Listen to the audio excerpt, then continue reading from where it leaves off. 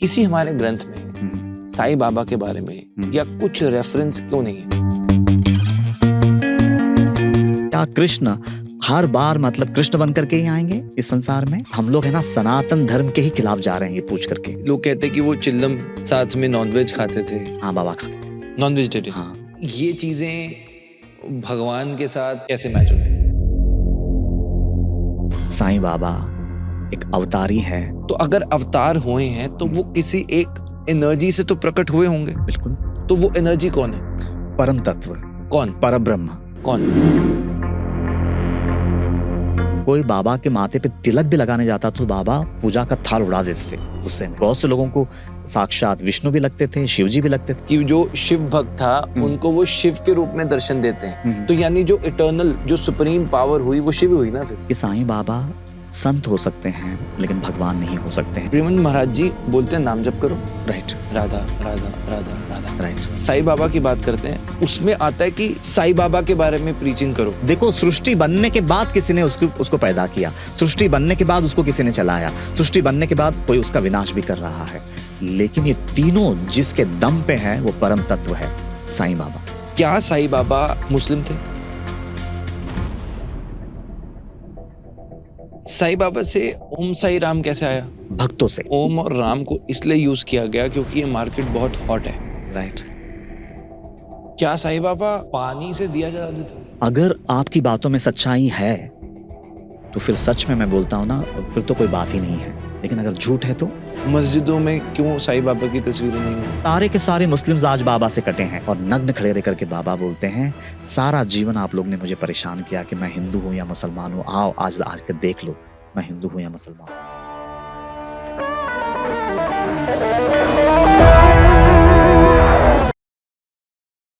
दोस्तों 10 नवंबर 2025 भारत के लाल किला पर हमला होता है। सबसे पहले हम सभी विक्टिम्स को अपनी श्रद्धांजलि अर्पित करना चाहेंगे। आप सब उन सभी डिपार्टेड सोल्स के लिए प्रे कीजिएगा। ये हमला सिर्फ लाल किला पर नहीं, ये भारत पर है और हम इसका जवाब देंगे। पर उसके साथ साथ एक मैसेज जो कि इस वक्त देश में बांटना बहुत जरूरी है, जो कि साईं बाबा का मैसेज था, सबका मालिक एक, हिंदू मुस्लिम मत करना। आशुतोष राणा जी की कुछ लाइनों से शुरू करना चाहूंगा। बांट दिया इस धरती को, चांद सितारों का क्या होगा, और नदियों के कुछ नाम रखे, बहती धारों का क्या होगा। शिव की गंगा भी पानी है, आबे जमजम भी पानी है, मुल्ला भी पिए पंडित भी पिए, पानी का मजहब क्या होगा। इन फिरका प्रस्तों से जाके पूछे कोई, क्या सूरज भी अलग बनाओगे। एक हवा में सांस है सबकी, क्या हवा भी नहीं चलाओगे। हमारे साथ हैं कृष्णा जी। कृष्णा जी ने अपनी पूरी लाइफ साईं बाबा को डिवोट की है। He is a Sai devotee. रात रात को ग्रंथ पढ़ते थे, सुबह हो जाती थी और पता नहीं लगता था। अपनी स्टडी को एक्सपैंड करने के लिए साई चरित्र के साथ साथ कुरान पढ़ी, बाइबल पढ़ी, गीता पढ़ी। इस वक्त पूरे भारत में अगर कोई साईं बाबा के बारे में ऑथेंटिसिटी के साथ बात कर सकता है, then that is Krishna ji. आज के पूरे एपिसोड में हम बहुत सी बातें सीखने वाले हैं। एक स्पिरिचुअल डिस्कोर्स है, साथ ही कुछ कंट्रोवर्सीज हैं जिसको हम आगे लाने वाले हैं। कई सालों से आ रही है, उस पे क्लैरिटी लाने की हम कोशिश करेंगे। 2014 में शंकराचार्य स्वरूपानंद सरस्वती जी ने केस किया था ऑनरेबल कोर्ट में, जहां पर उन्होंने सवाल उठाए थे साईं बाबा पे कि वो एक हिंदू संत नहीं है। उन्होंने सवाल किए कि अगर साईं बाबा भगवान के अवतार हैं तो वो किसके अवतार हैं? ब्रह्मा विष्णु महेश किसके अवतार हैं? इसका जवाब हम कृष्णा जी से लेने वाले हैं। 2017 में ये केस ऑनरेबल सुप्रीम कोर्ट में जाता है और सुप्रीम कोर्ट ने भी इसमें कुछ वर्डिक्ट नहीं दिया। उन्होंने कहा ये फेथ का सवाल है, तो क्लैरिटी कभी मिली नहीं, इसलिए बहुत सी बातें आगे फैली जिसके बारे में आज हम चर्चा करेंगे। सवाल बहुत है। साईं बाबा फकीर थे, वो एक मस्जिद में रहते थे जिसका नाम द्वारका माई था, पर बाहर तुलसी जी की पूजा होती थी, तो वो हिंदू थे या मुसलमान। बहुत से एक्सपीरियंसेस भी जाने, बीच में आप इमोशनल भी होंगे। आई एम श्योर कि आने वाले समय के लिए this episode will be one of the most informative and knowledgeable episodes on Sai Baba and spirituality in general. बहुत मेहनत करते हैं दोस्तों ऐसा एपिसोड लाने के लिए, इसलिए चैनल को सब्सक्राइब जरूर करें, क्योंकि सुपर टॉक सिर्फ एक पॉडकास्ट चैनल नहीं, पिछले 8 सालों से 200 से ज़्यादा अंडर प्रिविलेज्ड बच्चों को हम फ्री ऑफ कॉस्ट एजुकेशन अपने एनजीओ द्वारा दे रहे हैं। तो हमारे चैनल को सब्सक्राइब करके आप ऐसा नॉलेजेबल कंटेंट ही नहीं ले रहे, बल्कि अपने देश को आगे बढ़ने के लिए भी कंट्रीब्यूट कर रहे हैं। Enjoy the show.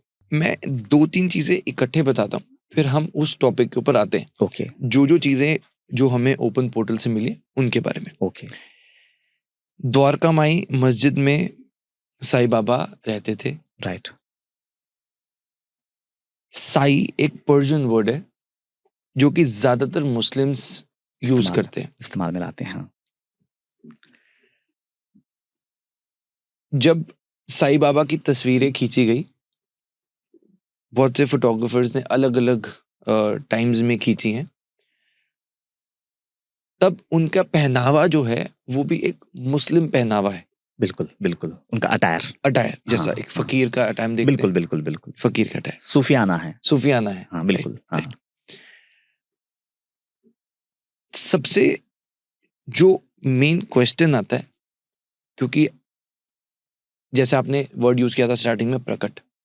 बिल्कुल।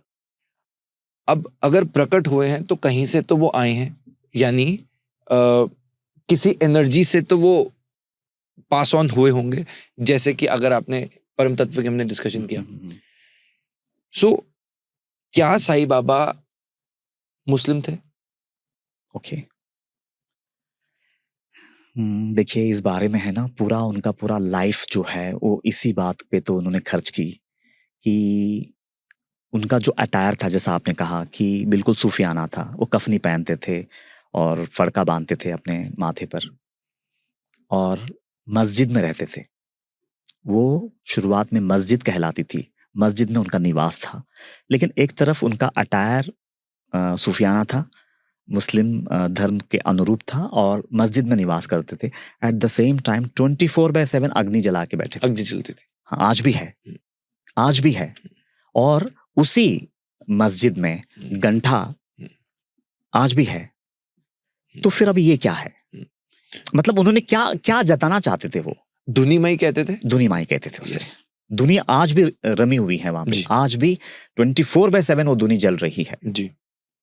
और साईं सच्चरित्र में उस दिन एक धुनी के बारे में आता है कि मैं तुम्हारे दुष्कर्मों को, तुम्हारी गंदी प्रवृत्तियों को, तुम्हारी वासनाओं को, तुम्हारी विकारों को अपनी पूरी टैलेंट इस्तेमाल करके मैं एक एक करके खाक करता हूं, और मैं तुम्हें उस मोक्ष पथगामी बनाता हूं, उस मोक्ष के रास्ते पे लगा देता हूं। तो धुनी मैंने इसलिए जमा रखी है ताकि तुम्हारे सारे जितने भी बंधन है, जितनी भी गंदी वृत्तियां हैं, वासनाएं हैं, विकार है, संसार की जितनी भी आसक्तियां हैं, इच्छाएं हैं, कामनाएं हैं, सब जो तुम्हारा मतलब किसी धर्म से बंधे हो, किसी जात से बंधे हो, किसी जगह पे फंसे हो, तो जहां जहां से भी तुम फंसे हो, वो सारी गंदगी को निकाल करके मैं 24/7 इस अग्नि में तुम्हारा गंदगी का हवन करता हूं, और मैं तुम्हें उस मोक्ष के रास्ते पे लगा देता हूं। ये क्लियरली 5वें अध्याय में वो धुनी के बारे में आता है। तो धुनी इसलिए रमा के बैठा हूं। तो फिर देखो ना, एक तरफ मस्जिद है लेकिन धुनी रमा के बैठे हैं, और उसी मस्जिद के प्रांगण में तुलसी वृंदावन है जो आज भी पूजी जाती है। राइट। और वही बाबा, एक तरफ उनका पहनावा ऐसा है, लेकिन अगर गांव में उस जमाने में कहते हैं कि गणपति का मंदिर था, हनुमान जी का मंदिर था, देवी का मंदिर था, शिवलिंग की छोटा सा मंदिर था, लेकिन वो सारे खंडर बन चुके थे। तो बाबा दक्षिणा मांगते थे अपने भक्तों से, लेकिन जिनसे मांगना है उनसे मांगते थे। जिनके जीवन में उजाला लाना है, हक से उन्हीं से पैसे मांगते थे। और जो लोग दे करके अपनी आसक्ति को, अपनी वासनाओं को जो त्यागने की ताकत रखते थे, वही लोग दक्षिणा देते थे। तो जब वो दक्षिणा आता था तो उससे ये चारों मंदिरों का उन्होंने पुनर्निर्माण कराया, उनकी सुस्थिति कर दी। तो अगर वो मुस्लिम थे तो ये सब करने की क्या जरूरत थी? ये क्लियरली 7वें अध्याय में आता है। ये सब साईं सच्चरित्र में है। इसका जो मैंने वीडियोस देखी, इसमें लोग जो कहते हैं, लोगों ने ये कहा कि ये इसलिए किया गया कि अगर हम आज ओम साई राम बोलते हैं तो ओम और राम को इसलिए यूज किया गया क्योंकि ये मार्केट बहुत हॉट है। यही वर्ड्स मैंने सुने। I am so sorry to use this, मुझे पता इट हर्ट्स, राइट, बट क्योंकि हम एक पब्लिक प्लेटफॉर्म में और बहुत से लोग कमेंट भी आज करेंगे, तो मैं चाहता हूँ कि हम इस डिस्कशन को ओपन करें, ओपन फोरम में हम करें। बिल्कुल। तो लोग कहते हैं कि हिंदुइज्म को इसलिए यूज किया गया ताकि भीड़ उमड़ सके। ओह गॉड! नहीं, अभी तो अगर ऐसी अगर सोच उनकी है, तो उस पे मैं क्या ही बोल सकता हूँ। लेकिन जहाँ तक बाबा की जो माइंडसेट थी, वो इतने विशाल हृदय लेकर के आए थे और वही विशाल हृदय से जग को प्रीच भी किया कि मैं अगर हूँ, तो मैं सभी धर्मों का हूँ। मैं अगर नहीं हूँ, तो मैं किसी धर्म का नहीं। क्या हम ये नहीं बता सकते कि वो हिंदू थे या मुसलमान? नहीं, उन्होंने वो बताया ही नहीं ना। अच्छा, मैं एक कहानी बता दूँ? श्योर। ज़्यादा साफ हो जाएगा, हम्म, एकदम साफ हो प्लीज जाएगा। प्लीज। अभी कई बार है ना, लोग एक सवाल पूछते हैं कि अगर आपके साईं बाबा अगर मुसलमान नहीं थे, तो एक रोहिला करके शिरडी में आता है। ओके। एक रोहिला, शिरडी जो गांव है उसी के पास, हाँ, गाँव में आता है, अंदर ही। अंदर, ओके और ना मुस्लिम है ओके और कुरान शरीफ की आयतें, कलमा जो है बहुत ऊँचे सुर में चिल्ला-चिल्ला करके पढ़ता है। हाँ। तो पूरे गाँव के लोग जो है ना, पूरी तरह से डिस्टर्ब हो जाते हैं ओके। कि आज भी देखो ना, मतलब ना थोड़ा भी शोर होता है तो हम लोग डिस्टर्ब हो जाते हैं। तो उसी तरह से गाँव के लोग है ना, पहले तो बंदे को समझा के देखते हैं, लेकिन वो नहीं मानता है। तो फिर वो सब गाँव का गाँव पूरा उठ करके बोलते हैं, बाबा के पास अगर जाएँगे, तो बाबा इसको रोक पाएँगे। तो बाबा के पास जा कर के फरियाद करते हैं कि बाबा, ये रोहिला जो है ना, ये 24/7 मतलब ना दिन देखता है, ना रात देखता है। बड़ी जोर की आवाज़ में मतलब ये कलमे पढ़ता है, अल्लाहू अकबर का नारा लगाता है। आप प्लीज़ इसको बोल दीजिए ना कि कम से कम रात में ये चिल्लाए ना। क्या गलत था? पूरा गाँव जो बाबा के पास जो कंप्लेंट लेके गई है उसमें, और बोलते हैं हम दिन भर अपने खेत खलिहानों में मतलब दिन भर मेहनत करते हैं, थका हारा घर पे आते हैं और रात को भी हम चैन से सो नहीं पा रहे हैं बिकॉज़ ये बंदा अल्लाहू अकबर का नारा 24/7 लगाता है। तो बाबा वो बात सुनते हैं। पहले तो सुन के लेते हैं क्या बोल रहे हैं। फिर बाबा एक बात बोलते हैं, प्लीज़ ध्यान से सुनिएगा, लेकिन यही प्रॉब्लम है कि हम है ना, बाबा को समझ नहीं पाए। बाबा बोलते हैं कि इसकी एक बीवी है, रोहिली। जब ये कलमा पढ़ना बंद कर देता है ना, तो इसकी बीवी सीधा मेरे पास आती है, मुझे छलती है, मुझे परेशान करती है। ये जब तक ये कलमा पढ़ रहा होता है, तब तक मैं चैन से हूँ यहाँ पे। लेकिन ये जैसे ही कलमा पढ़ना बंद कर देता है, कुरान शरीफ की आयतें पढ़ना बंद कर देता है, कि इसकी बीवी वो मुझ तक पहुँचती हैं और मुझे छलती हैं, मुझे सताती हैं, मुझे परेशान करती हैं। तो इसके ये कलमा पढ़ने से मुझे बड़ा सुकून है, शांति है। तो आप लोग प्लीज़ चले जाइए। और आगे चरित्र में 3rd अध्याय में आता है ये लीला, और आगे चरित्र में क्लियरली लिखा है कि उसकी कोई बीवी ही नहीं थी। वो तो कफल्लक था, मतलब भिक्षा मांग करके वो उसका जीवन यापन हो रहा था। तो वो क्या शादी करेगा, और वो क्या मतलब रोहिली जैसे कोई थी नहीं। बाबा का ये क्या था, ये क्या आंसर था, हमारे समझ में ही नहीं आया। पूरा गांव चकित हो जाता है। तो फिर अब सवाल ये है, अब ये कथा है ना, इस अध्याय में यहाँ पे खत्म हो जाती है। ओके। क्या लेंगे? मतलब पूरा गांव को खदेड़ दिया, ये बंदे को सराखों पे रखा। तो फिर कभी कभी तो लोग ऐसा भी बोलते हैं, तो क्या बाबा मुस्लिम नहीं थे? क्योंकि वो बंदे को सराखों पे रखा और पूरे गांव को खदेड़ दिया, तो क्या बाबा मुस्लिम नहीं थे? लेकिन है ना, इस लीला को अच्छे से समझना होगा। ये लीला में बाबा ये बोल रहे हैं कि ये जो बंदा है ना, इसके मन में मतलब जो रोहिली करके जो बोला है ना, उसके बीवी का नाम लिया है, उसके अंदर में जो गंदा उसकी दुर्बुद्धि है, जो उसका मन जो मैला हो चुका है, उसमें जो रॉन्ग थॉट्स आते हैं, उसको बाबा ने वहां पे रोहिली करके संबोधित किया है। तो इसके मन में जब भी कोई गलत विचार आता है, कोई नेगेटिव थॉट्स आते हैं, तो ये जोर जोर से अल्लाह को पुकारता है, अल्लाह अकबर का नारा लगाता है। और इस वजह से मेरे तक जो इसकी बीवी पहुंचती है ना, वो नहीं पहुंच पाती है। तो यहाँ पे बाबा, कौन बाबा बोल रहा है ये बात? द्वारका माई में मस्जिद में बैठा हुआ बाबा ये बात नहीं बोल रहे हैं। बाबा बोल रहे हैं कि ये रोहिला के हृदय में मैं अंतर्यामी बन करके बैठा हूं। वैसे ही मैं तुम सबके हृदय में अंतर्यामी बन करके बैठा हूं, लेकिन सिर्फ इसको अपने मन में उठने वाले नेगेटिव विचार सताते हैं। ये परेशान हो चुका है उनसे, और इसलिए वो तौबा करते हुए वो अल्लाह को पुकारता है, और उससे मैं अंतर्यामी, मुझको बड़ा सुकून मिलता है क्योंकि मेरे तक नहीं आती है वो दुर्विचार, वो गंदे विचार। इस तरह से मेरा बड़ा सुकून से मतलब रात बीतता है। तो बाबा वहां पे बोल रहे हैं कि पूरे गांव में ये एक ही बंदा जगा है जिसको अपनी गलतियां दिख रही है। इतने ही सारे नेगेटिव विचार तुम्हारे भी हृदय में आते होंगे, लेकिन तुम जगे नहीं हो। तो बाबा ने क्या बताया वहां पे कि ये एक ही बंदा जगा हुआ है, अपनी गलत विचारों से निजात पाना चाहता है, बाहर निकलना चाहता है, इसलिए परमात्मा का नाम ले रहा है। वही नेगेटिव विचार सब आप में भी है, लेकिन आप लोग कभी इस तरह से रिएक्ट कर पाए अपनी गंदगी को लेकर के?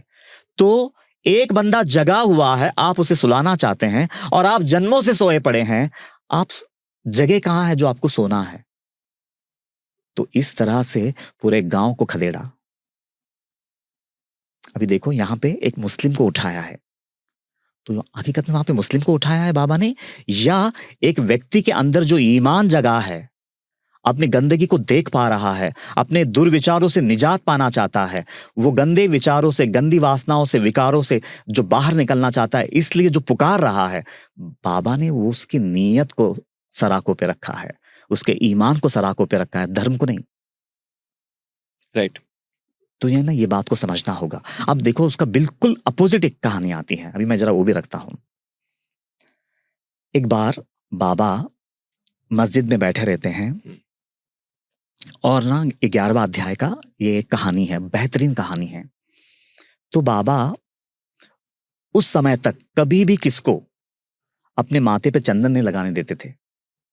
तो लोगों को लगता था कि बाबा मुसलमान हैं इसलिए चंदन नहीं लगाने देते। तब भी लगता था लोगों को? हाँ, तब भी लगता था, क्योंकि बाबा का पहनावा ऐसा था ना। तो मैक्सिमम लोग उस समय भी मतलब बाबा को मुस्लिम फकीर ही मानते थे।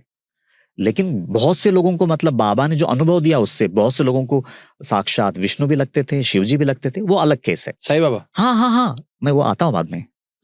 हाँ हाँ, मैं आता हूँ, वो आगे और ज्यादा साफ हो जाएगा। लेकिन अब ये कहानी को पूरा करते हैं।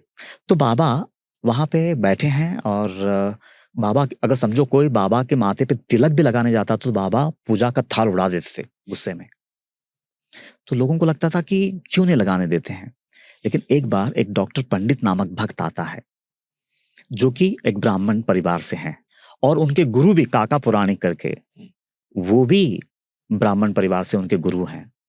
लेकिन वो उनके गुरु को हमेशा मतलब उनका स्वभाव था कि वो जब भी जाते थे ऐसा चंदन लेकर के माथे पे त्रिपुंड लगा देते थे। तो वैसा ही जैसे ही बाबा को देखा, जैसे अपने गुरु को त्रिपुंड लगाते थे वैसे ही जा करके लगा दिया, और बाबा ने एक शब्द नहीं कहा।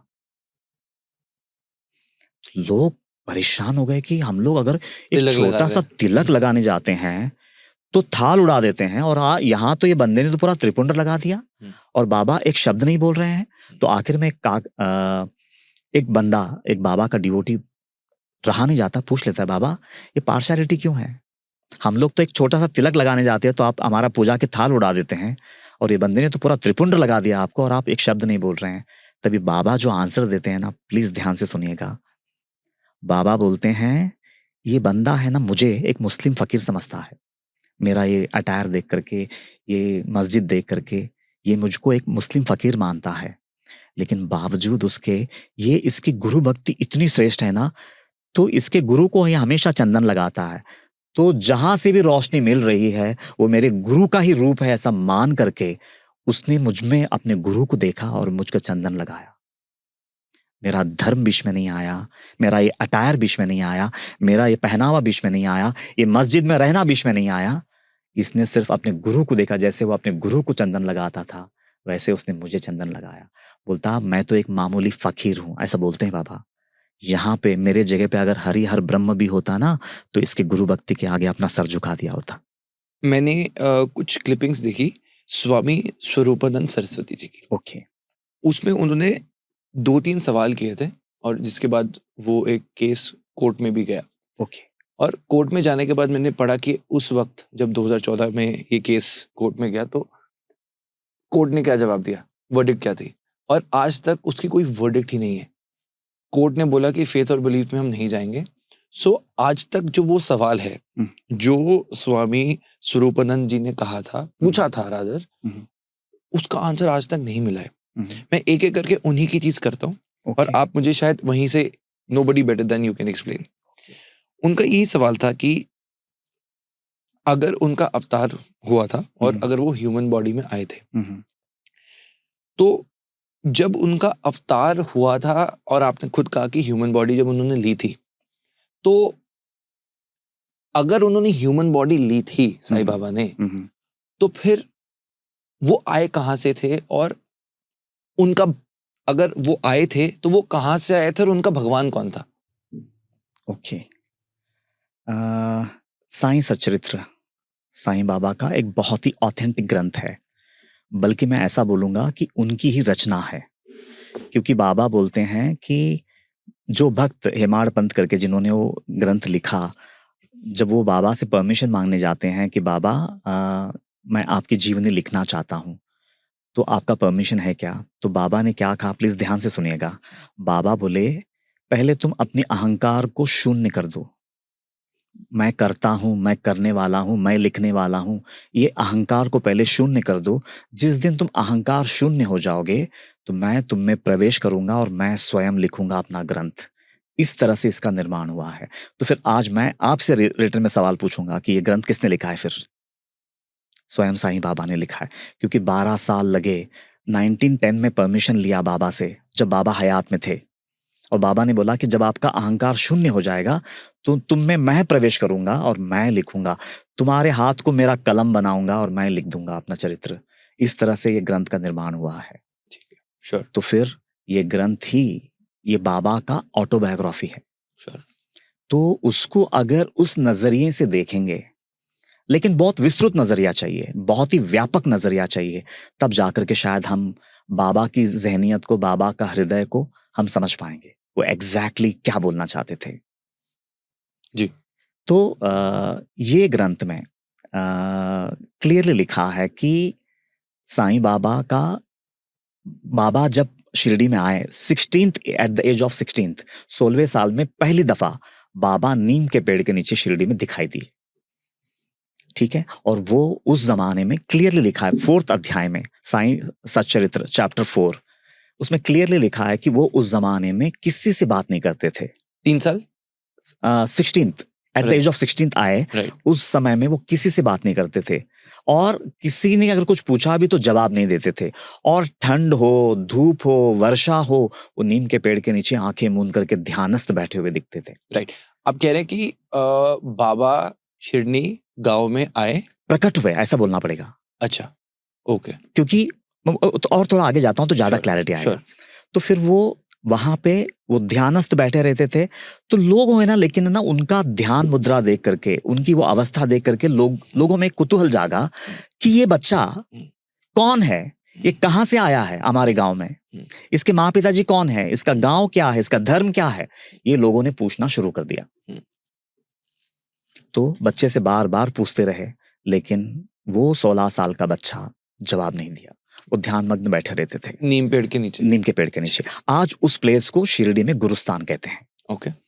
तो क्या हुआ उसके बाद है ना, लोगों में लेकिन वो कुतूहलता बढ़ती गई, कौन है कि ये कौन एकदम है, से कैसे आ हाँ, गए? और ये क्या आंखें मूंद करके घंटों बैठा रहता है पूरी योग मुद्रा में। तो फिर लोगों ने, उस जमाने में कहते हैं कि एक बंदे को, जैसे बोलते हैं ना आंग में आना, कोई शक्ति संचार करती हैं, उस तरह से खंडोबा, जो कि एक शिवजी का स्वरूप माना जाता है, एक व्यक्ति के शरीर में वो खंडोबा संचरित हो जाते हैं। तो फिर लोगों को लगता है कि शायद ये बंदा ये बच्चे के बारे में बता सकेगा, तो लोग उसके बारे में पूछना शुरू कर देते हैं कि ये बच्चा कहाँ से आया है, इसके माँ पिताजी कौन है। तो फिर वो खंडोबा, वो शिवजी का स्वरूप जो है, वो कहते हैं काम करो, ये जगह पे खोदना शुरू कर दो। तो लोगों को लगता है अब साक्षात खंडोबा जी ये बात बोल रहे हैं, तो लोग वो जगह जो दिखाते हैं उसमें उसको खोदना शुरू कर देते हैं जी। तो फिर वो खोदने के बाद नीचे एक गुफा निकलती है, वो जगह पे, वो नीम के पेड़ के नीचे जहां बाबा बैठे थे। तो फिर वो लोग जब वो पूरी ईंटें निकालते हैं, मिट्टी निकालते हैं, तो फिर वो एक गुफा निकलती है वहां पे।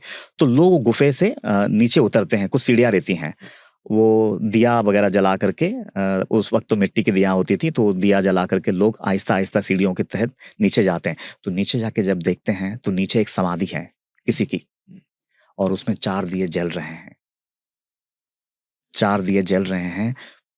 माला है जिससे नाम जप करते हैं, गोमुखी हैं, और लोग हैरान हो जाते हैं कि इतने भूगर्भ में ये 4 दिए कैसे जल possible रहे है? हैं।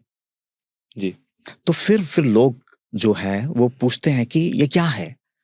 तो बाहर आने के बाद लोग फिर बाबा से पूछने लगते हैं कि बाबा ये क्या था, मतलब ये। तो बाबा सिर्फ एक ही बात बोलते हैं, वो जो समाधि थी वो मेरे गुरु की समाधि है। आप लोग प्लीज इसके बारे में मुझे ज्यादा मत पूछिए, आप लोग इसको पूर्ववत फिर से बंद कर दीजिए और प्लीज कभी इसको मत खोलिएगा। ये बाबा का आंसर था। तो मतलब वहां पे लोग जो पूछ रहे थे कि बाबा आप कौन हैं, हे साईं, उस वक्त तो साईं नाम भी नहीं गिरा था बाबा का, बाल फकीर बोलते थे या फिर बाल योगी। बाल योगी करके बाबा फेमस थे उस जमाने में at the age of 16। Sai नाम तो उनको बहुत बाद में मिला, 4 साल बाद मिला। तो उस समय बाल योगी करके फेमस थे। तो वो बाल योगी से मतलब लोग पूछ पूछ के थक गए कि बाबा आप कहाँ से आए। लेकिन बाबा ने एक शब्द में भी आंसर नहीं दिया कि मैं फलाना गांव से आया हूं, मेरे माँ पिताजी ये है, मेरा धर्म ये है, कुछ नहीं कहा। सिर्फ इतना ही बोला कि वो मेरा गुरु का स्थान है उसके। अच्छा, अब सवाल ये, और हाँ, खंडोबा जी और एक बात बोलते हैं कि ये बच्चा इस गुफा में 12 साल तपस्या करके ऊपर आया है।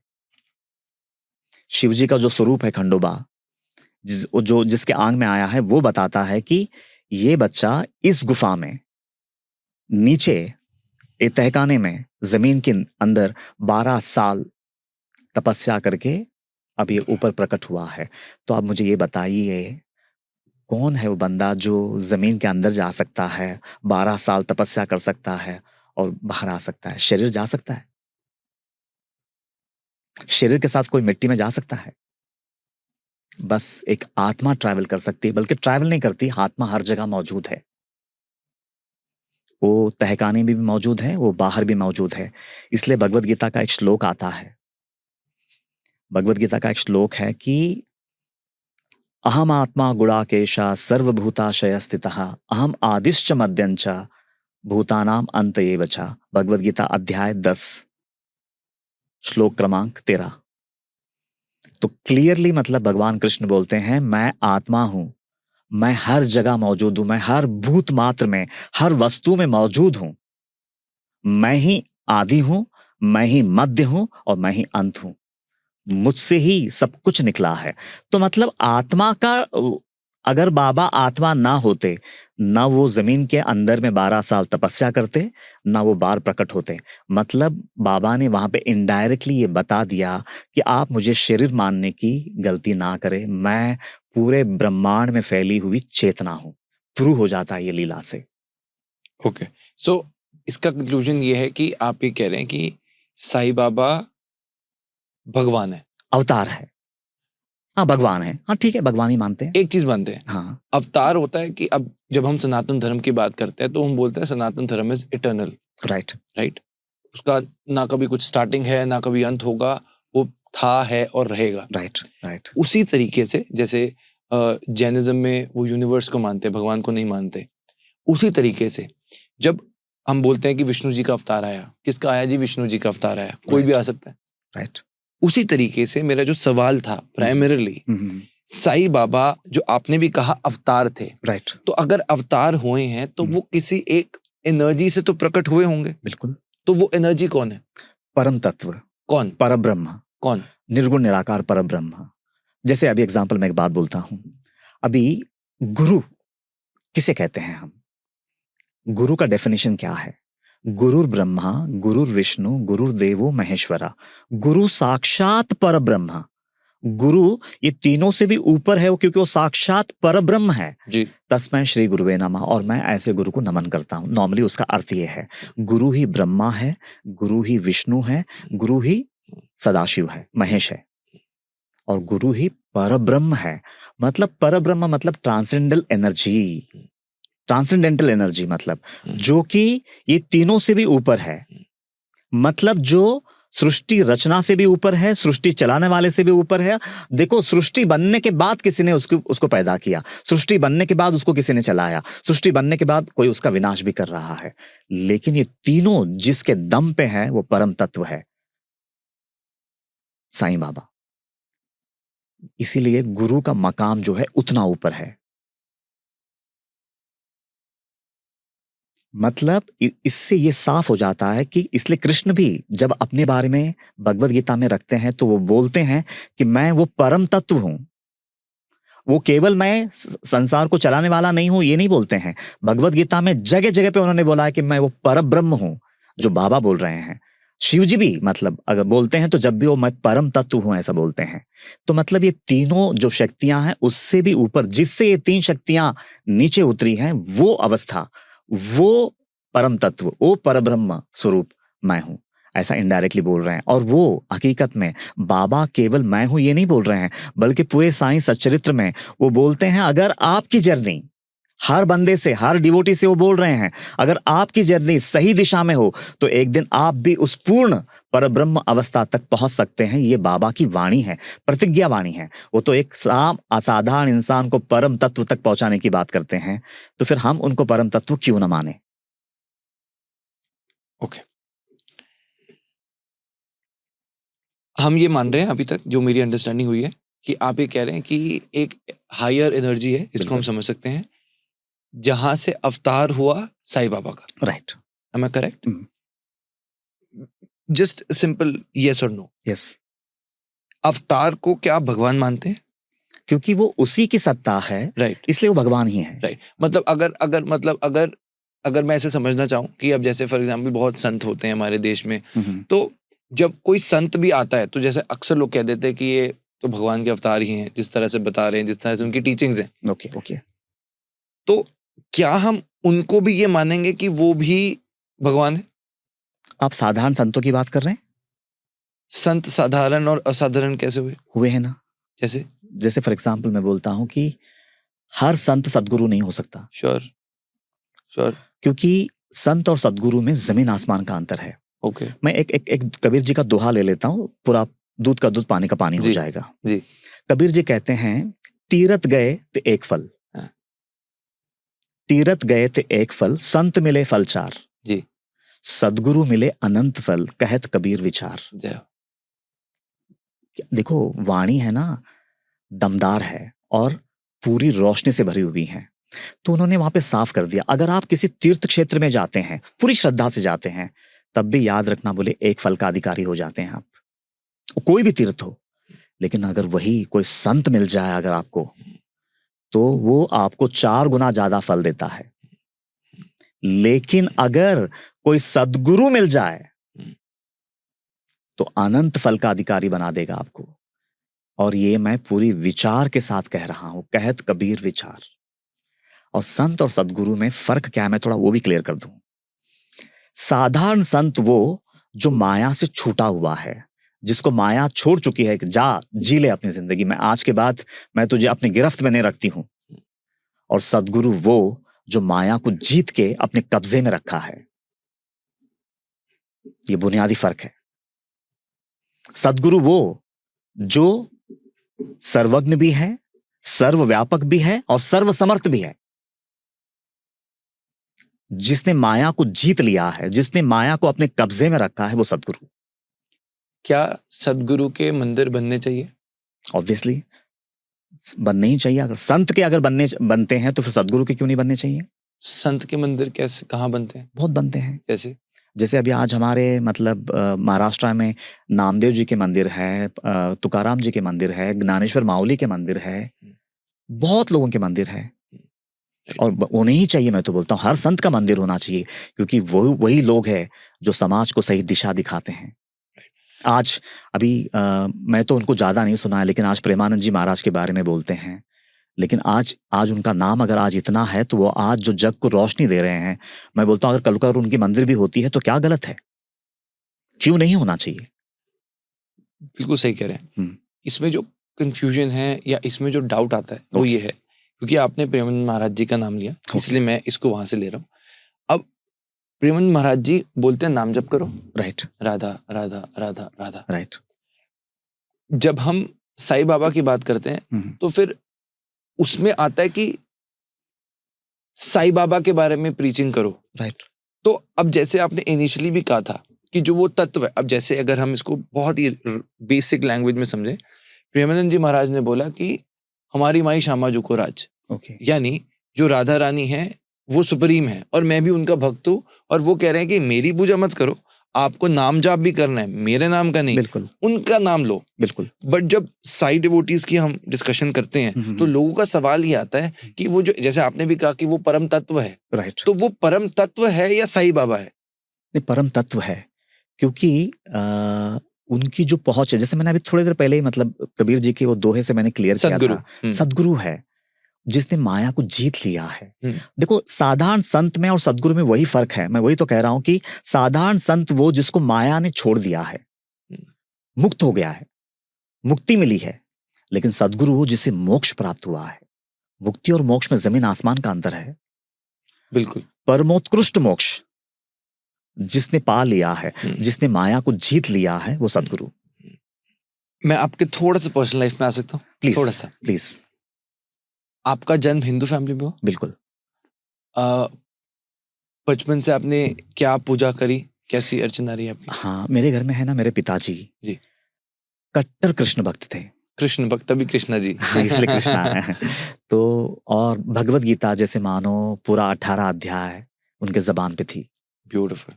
तो मैं वो फैमिली से बिलोंग करता हूँ। Sure, right. मेरा सौभाग्य है कि ऐसे माता पिता के गर्भ से मैं पैदा हुआ, तो वो हमारे ब्लड में है, कृष्ण भक्ति, कृष्ण भक्ति। लेकिन मेरा सौभाग्य ये भी है, मैं जिस माहौल में पला बड़ा, मेरे सामने एक मुस्लिम फैमिली थी जिसके साथ मैं हमेशा रमजान में मैं उनके साथ चला जाता था, और मेरे बिल्कुल घर के पीछे एक क्रिश्चियन था, और मैं हमेशा मतलब जब भी क्रिसमस आता था मैं चर्च चला जाता था। तो मेरी परवरिश ऐसा हुई है, और मेरा बचपन से ही वो माहौल मिलने की वजह से मैंने नेगेटिव नजर से उन चीजों को देखा ही नहीं। जब भी नजर पड़ी, क्योंकि माहौल वैसा मिला मुझे उतना प्रेम मिला वहां से। ये मेरा सौभाग्य है जी। तो इसलिए है ना, अगर कुरान भी पढ़ा है, जितना भी पढ़ा है, तो पूरे दिल से पढ़ा है। आपने पढ़ा है कुरान? और अगर जीसस के टीचिंग्स भी पढ़े हैं तो पूरी शिद्दत से पढ़ा। और मेरे को तो जीसस के टीचिंग्स तो ना, थोड़ा बहुत कुरान शरीफ में थोड़ा बहुत फिर भी है ना, हल्का सा 19-20 का फर्क है, लेकिन जीसस के टीचिंग्स तो पूरी तरह से भगवत गीता के हैं। ऐसा मैं बोलूंगा, चुराया है जीसस ने भगवत गीता के पूरे टीचिंग्स को और जनमानस को दे दिया है। जो साईं बाबा के डिवोटीज हैं, मैं ये उस कॉन्टेक्स्ट में पूछता हूँ, जैसे if I identify myself as a Hindu, तो मुझे ये पता है कि जब भी मेरी मृत्यु होगी तब मेरे शरीर को जलाया जाएगा। बिल्कुल। कोई मुसलमान होता है, मुसलमान का जो अंतिम समय होगा तब उसको ये पता है कि उसके शरीर को दफनाया जाएगा। बिल्कुल। मैं हम्बली पूछ रहा हूँ आपसे, जो एक साई डिवोटी है, आई एम श्योर वो भी एक मन में सोचता होगा कि एक जीवन है, अंत होगा, इस अंत के बाद मेरी एक लाइफ होगी। तो जब कोई एक साई डिवोटी होता है, राइट, उसके क्या प्रिंसिपल्स होते हैं जब वो मृत्यु के बारे में सोचता है? नहीं, अगर क्लैरिटी है, अगर मेरी स्पिरिचुअल जर्नी मुकम्मल हुई है, मैं शरीर नहीं, मैं आत्मा हूं, उसका अनुभव अगर मैंने जीते जी पा लिया है, तो फिर क्या फर्क पड़ता है कि मुझे दफनाया जाए या मुझे जलाया जाए। लेकिन साईं बाबा जैसे अवतारियों को फर्क पड़ता है, जनमानस के नजरिए से फर्क पड़ता है। बाबा को नहीं, बाबा को अगर जला भी देते तो क्या फर्क पड़ता। बाबा को अगर आज उन्होंने समाधि कर दी है, बाबा की आज बाबा की समाधि है, वहां पे शरीर को दफनाया गया और वहां पे आज समाधि मंदिर का निर्माण हुआ शिरडी में आज। तो लेकिन है ना, जो लोग पूर्णता को हासिल किए हैं, जो लोग पल पल जग को पूर्णता का अनुभव दिया है, तो जनमानस को ऐसा लगता है कि नहीं, उनके शरीर को दफनाया जाए और वहां पे एक बहुत ही दिव्य समाधि मंदिर का निर्माण हो, ताकि लोगों को बेनिफिट मिले उससे। अब कई लोग ये कहते हैं कि वो तो शिरडी में कब्र है, और अगेन वो नैरेटिव वो आ जाता है कि वो मुस्लिम थे इसलिए वहां पर कब्र रख दी। लेकिन ऐसे किसने बोला है कि आज ऐसे कितने हिंदूज हैं? महासमाधि होती है, बिल्कुल होती है, महासमाधियां वृंदावन में समाधि होती हैं। अब वही है, जो साईं बाबा का एक डिवोटी है, अभी स्वामी समर्थ करके हैं महाराष्ट्र में, वो भी बाबा के ही समकालीन, मतलब सदगुरु है, संत नहीं है, सदगुरु है। वही पावर्स के साथ, कंप्लीट वास्टनेस के साथ वो भी अवतरित हुए थे, मतलब आज भी उनकी समाधि है। समाधि तो होती है, हाँ, इट इज होती वेरी है। नॉर्मल, वो तो राइट, बहुत राइट। लोगों को पता ही है, समाधि तो हाँ, होती है। जो हाँ। बड़े संत भी बहुत बन जाते हैं, उनको जलाया नहीं जाता, उनकी भी समाधि दी जाती है, right? But that's very rare, not everybody हाँ, कैन हाँ, right, right, right. Take that position. शरीर जलाया जाता है, दफनाया जाता है, क्या फर्क पड़ता है? ये एक डिप्लोमेटिक चीज है। राइट। अगर मैं आपसे बड़ी हम्बली पूछूं कि जब कोई साई डिवोटी, क्योंकि आप साई डिवोटी में हैं और इतने सालों से आप उन भक्ति में हैं, तो जो मतलब मैं कैसे पूछ रहा हूँ, एक स्टूडेंट होता है तो वो स्टूडेंट कहता है कि मेरे पास एक लिस्ट ऑफ रूल्स है, जैसे एज ए हिंदू मुझे बताया गया कि भाई जब हमारा अंतिम समय होगा ये एक तरीका होगा।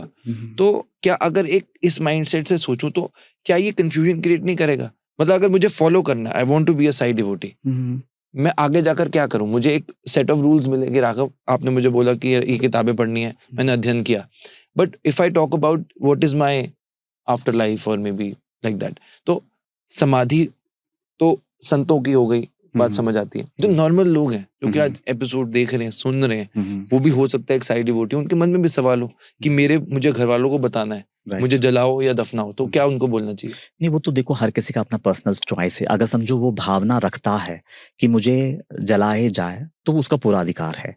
लेकिन अगर अभी जैसे फॉर एग्जांपल आज हमारे गांव में आज भी अगर हमारे कम्युनिटी से बल्कि पूरे गांव में जो भी लोग मतलब शरीर त्यागते हैं, सिर्फ एक ब्राह्मण से है जो लोग अग्नि देते हैं। बाकी 95% ऑफ द पॉपुलेशन हमारे विलेज में आज भी गाड़ा जाता है, मतलब दफनाया जाता है। Being a Hindu? हाँ, बीइंग हिंदू। ओह, हाँ, हाँ। और वो are the Sai devotees? Sai devotee की जरूरत नहीं है, वो तो साई को नहीं मानते हैं, उनको मालूम ही नहीं साईं बाबा कौन है, फिर भी उनको दफनाया जाता है। हमारे गांव में तो है, हमारे गांव में नहीं बल्कि पूरे हमारे जिले में है। कौन सा जिला है आपका? हमारा आंध्रा का मतलब महबूब नगर डिस्ट्रिक्ट है, ओह, पूरा जिला है। बस जिला क्या, मैं तो बोलता हूँ हमारा पूरा आधा तेलंगाना है, दफनाया जाता है। बट आपको नहीं लगता कि ये कंफ्यूजन क्रिएट कर रहा है? मतलब एक थॉट से, एज अ थॉट। नहीं, लेकिन मैं ऐसा मानता हूँ कि देखिए, दफनाया जाता है या फिर मुखाग्नि दी जाती है, असल में दोनों भी अधूरे हैं। क्योंकि अगर आपके जो प्रारब्ध के अनुसार जो संस्कार आए थे, अगर आपने उसको जीते जी नहीं मिटाया, आपकी सारी वासनाएं नहीं मिटी, आपका अज्ञान नहीं मिटा, ब्यूटीफुल तो आंसर। आप उस परम तत्व तक तो पहुंच ही नहीं पहुंचे ही नहीं, पाएंगे। चाहे जलाओ तो या फिर आप दफनाओ। क्या फर्क पड़ता है, Agreed. वापस तो आना ही है ना। तो लेकिन मैं तो बोलता हूँ वहां उस पे ध्यान देने के बजाय कि इसी जन्म में मैं वो आत्मा को कैसे पाऊं, अगर इसके तरफ अगर हम अग्रसर होते हैं तो मेरे ख्याल से ज्यादा हेल्दी स्टेप होगा। रीबर्थ होता है? 100% होता है, 100% होता है। अब ये चीज फिर हिंदुइज्म में आ जाएगी, ये हाँ, फिर हाँ, हाँ, हाँ, बिल्कुल। मुस्लिम्स में नहीं है नहीं ये? आएगा, नहीं मुस्लिम्स में क्यों नहीं है? असल में अगर आपकी वासनाएं अगर अभी बची हैं, अगर आपके अंदर का अज्ञान अगर अभी बचा है, तो आपको तो आना ही, आप माने या ना माने अलग बात है। मतलब अगर एक रॉ ओपिनियन देखेंगे तो कोई मुस्लिम होगा, वो बोलेगा कि कुरान शरीफ में जो लिखा है वही है, वही है, वही है। राइट, अब अगर कुरान शरीफ में नहीं लिखा, तो आप अगर किसी भी मुस्लिम से पूछेंगे राइट। तो आई डोंट थिंक कि he will agree to this. नहीं, लेकिन वो लोग इतना तो मानते हैं ना कि जीते जी अल्लाह को पालो, तो बस उसको पकड़ो ना। अच्छा, मंदिरों में मैंने कई बार साईं बाबा की तस्वीरें देखी हैं, मस्जिदों में क्यों साईं बाबा की तस्वीरें नहीं होती? तो वो उनकी बीमारी है, तो क्या इसलिए वो बीमारी को हम भी अपनाएं? उनमें उतनी विशालता नहीं है, तो क्या उतनी संकीर्णता हम भी लाए अपने आप में? उनमें वो कट्टरता है, तो क्या वो कट्टरता हम भी लाए अपने आप में?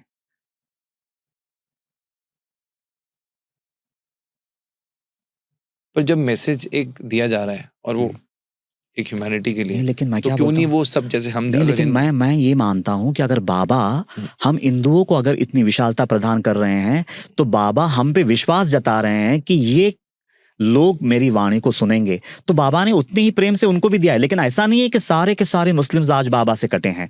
ऐसे कितने लोग हैं बाबा से जुड़े हुए हैं। आज शिरडी में जब मैं मिलता हूं, तो जो लोग बाबा से बेइंतहा मोहब्बत करते हैं, उनके जो क्लोजेस्ट थे उनका भी नाम अब्दुल था, अब्दुल था, जो केयर टेकर थे। Yes, yes, yes, yes. आज भी उनका वहाँ पे एक उत्तराभिमुख चावड़ी करके है, वहाँ पे आज भी उनका जो समाधि है। पुरी के शंकराचार्य जी, ओके। मैंने स्वामी स्वरूपानंद सरस्वती जी की बात करी, और बागेश्वर बाबा जी, ओके। जो कि हिंदुइज्म में बहुत लाखों लाखों लोग उनके फॉलोअर्स हैं।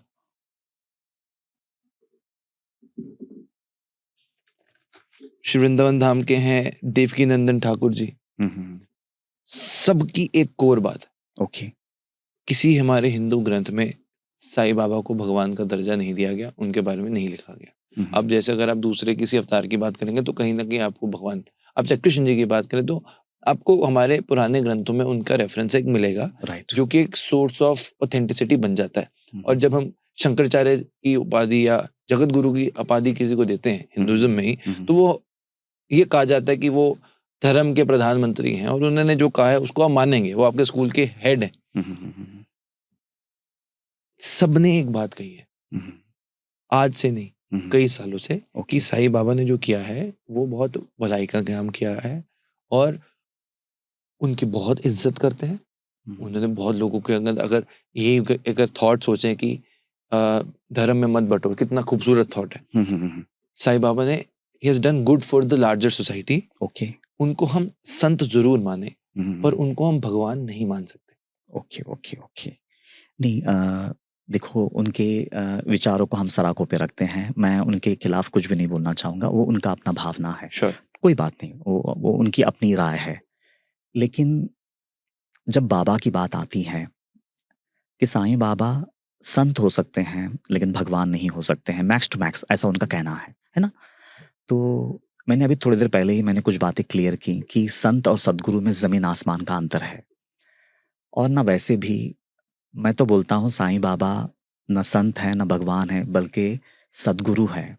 क्योंकि सदगुरु का स्थान जो है ना भगवान से भी ऊपर है। क्योंकि सदगुरु जो है अनंत कोटि ब्रह्मांड का नायक होता है। अगर उनके हृदय को समझ करके वो उस रूप से अगर कोई बंदा चलता है तो वो भी ब्रह्मांड का नायक बन जाता है। तो सदगुरु ऐसे कहीं भगवानों को पैदा करने की क्षमता रखते हैं, मैं तो ऐसा बोलूंगा। क्योंकि गुरुर ब्रह्मा गुरुर विष्णु गुरुर्देवो महेश्वरा गुरु साक्षात परब्रह्म तस्मै श्री गुरुवे नमः बोला गया है। अभी देखिए, भगवान कृष्ण एक बात बोलते हैं कि कबीर जी एक दोहा में कहते हैं, कबीरा ते नर अंध है जो गुरु को कहते और। प्लीज ध्यान से सुनिएगा क्या लेकिन दोहा है। कबीरा ते नर अंध है जो गुरु को कहते और, हरि रूठे गुरु ठौर है, गुरु रूठे नहीं ठौर। अगर किसी वजह से हरि अगर मुझसे रूठ जाए तो गुरु बचा लेते हैं, लेकिन अगर किसी वजह से गुरु ही रूठ जाए तो फिर पूरे त्रिभुवन में हमें बचाने वाला कोई नहीं है। अच्छा, ऐसा क्यों बोला है उन्होंने? क्योंकि सदगुरु को परब्रह्म का अवतार कहा गया है। राइट। मेरा बड़ा सिंपल क्वेश्चन कि वो इसके बारे में हमारे किसी ग्रंथ में क्यों नहीं लिखा? आप हमारे ग्रंथों में विश्वास रखते हैं? बिल्कुल करता हूँ। तो हमारे किसी ग्रंथ में ऐसा, जैसे आप मैं ये आपकी बात बिल्कुल समझता हूँ कि हम साईं बाबा को संत नहीं बल्कि सदगुरु कहते हैं। गुरु का importance is extremely important, that's understandable. किसी हमारे ग्रंथ में साईं बाबा के बारे में या कुछ रेफरेंस क्यों नहीं है?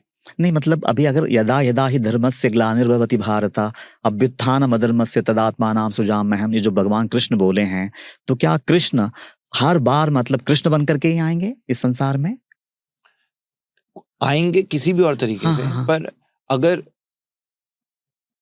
पहले का किसी भी, अगर हम अवतार की बात करते हैं तो किसी ना किसी ग्रंथ में उसका रेफरेंस मिलता है। मेरा सवाल उनके रेफरेंस से है, हमारे किसी पुराने ग्रंथ से। जैसे आपने भी कहा कि बाबा ने नहीं, क्लियरली देखिए, एक बात है ना, शायद हम लोग ये बात को मिस करते हैं, लेकिन गुरु चरित्र जो दत्तात्रेय का सांप्रदाय है वो ग्रंथ में क्लियरली बोला है कि दत्त प्रभु जब जब भी जरूरत पड़ेगी किसी ना किसी रूप में, मतलब मैं जरूर आऊंगा, मतलब गुरु बनकर के आऊंगा।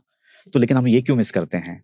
तो खाली तो वो भी तो उनकी वाणी है ना। अभी जैसे फॉर एग्जाम्पल दत्त प्रभु सबसे पहले आए, मतलब नृसिंह सरस्वती के रूप में गाणगापुर में अवतरित हुए। उसके बाद में श्रीपाद श्री वल्लभ के रूप में प्रकट हुए। उसके बाद में स्वामी समर्थ के रूप में प्रकट हुए, फिर उसके बाद में साईं बाबा के रूप में प्रकट हुए, ऐसा माना जाता है। उसके बाद में शेगांव गजानन महाराज के रूप में प्रकट हुए। और ये जितनी भी पावर्स के साथ ये लोग आए हैं ना, ऐसा रत्ती भर भी संशय नहीं बचता है कि ये साक्षात दत्त प्रभु के ही अवतार हैं।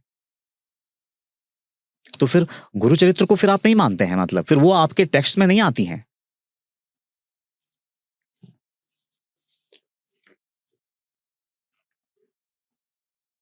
एक जैन मुनि की मैंने वीडियो देखी थी और कई बार ऐसी चीजें भी पढ़ने में को मिली कि साईं बाबा के जो फादर थे उनके बारे में रेफरेंस दिया गया था कि दैट ही वाज अ मुस्लिम, और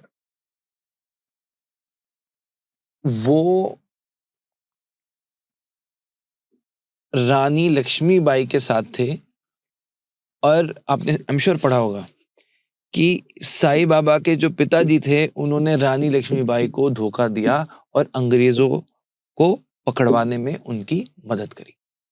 नहीं, सच में ये इतना मतलब बहुत ही साईं भक्तों के लिए तो ये बहुत ही दुखद चीज़ है कि मैं क्या कहता हूँ, अगर ऑथेंटिक ग्रंथ अगर उनका साईं सच्चरित है, अगर वो उनकी वाणी है, जो लोग ऐसे सब करते हैं ना, मैं उनके चरणों में नम्र निवेदन करूंगा, अगर आप में रत्ती भर भी ईमान है ना सच में, तो एक बार ये ग्रंथ पढ़ लीजिएगा और उसके बाद आपको अगर ऐसी बातें करने का फिर भी मन करे तो इससे ज्यादा करिएगा आप। लेकिन एक बार मेरी उन सब के चरणों में नम्र निवेदन है कि एक बार ये ग्रंथ पढ़ लीजिए प्लीज। मैं इससे ज्यादा और क्या बोलूं? क्या है ये? कहाँ से लाते हैं ये सब चीजें? क्यों लाते हैं? अगर आपकी बातों में सच्चाई है तो फिर सच में मैं बोलता हूं ना, फिर तो कोई बात ही नहीं है, आपको नमन है। लेकिन अगर झूठ है तो कहां ले जाएगा ये? आई थिंक ये चीज आगे बढ़ी इसलिए है क्योंकि क्लैरिटी ऑफ थॉट नहीं मिल पाया। नहीं, उसका प्रॉब्लम क्या है मैं आपको ये भी बताता हूँ। प्लीज। समस्या है ना उनकी नहीं है, समस्या हमारी है। हमारे घरों में अंधेरा है, हम साईं डिवोटीज के घरों में अंधेरा है।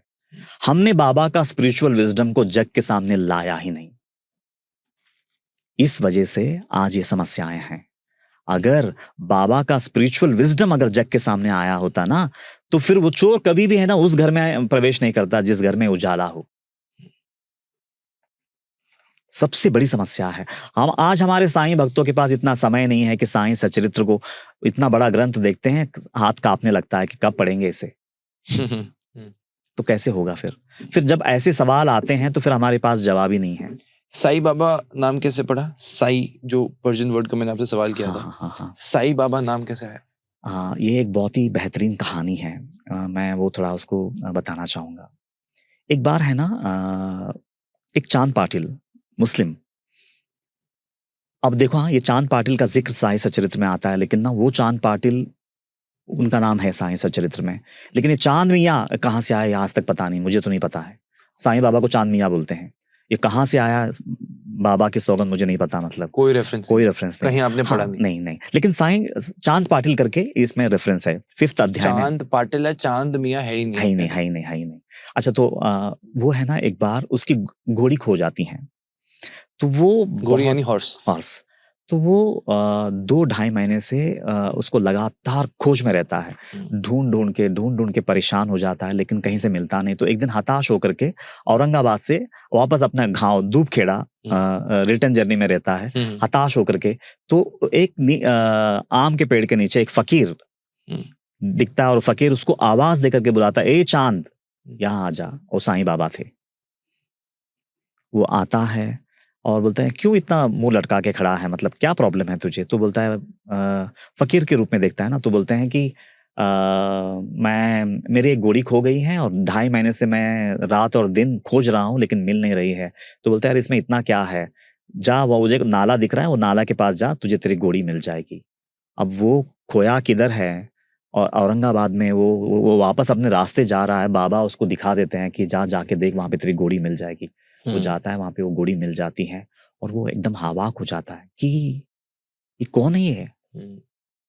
मतलब वो क्या बोल रहे हैं कि अभी घोड़ी यहाँ पे प्रतीक है मन का, हमारे मन का।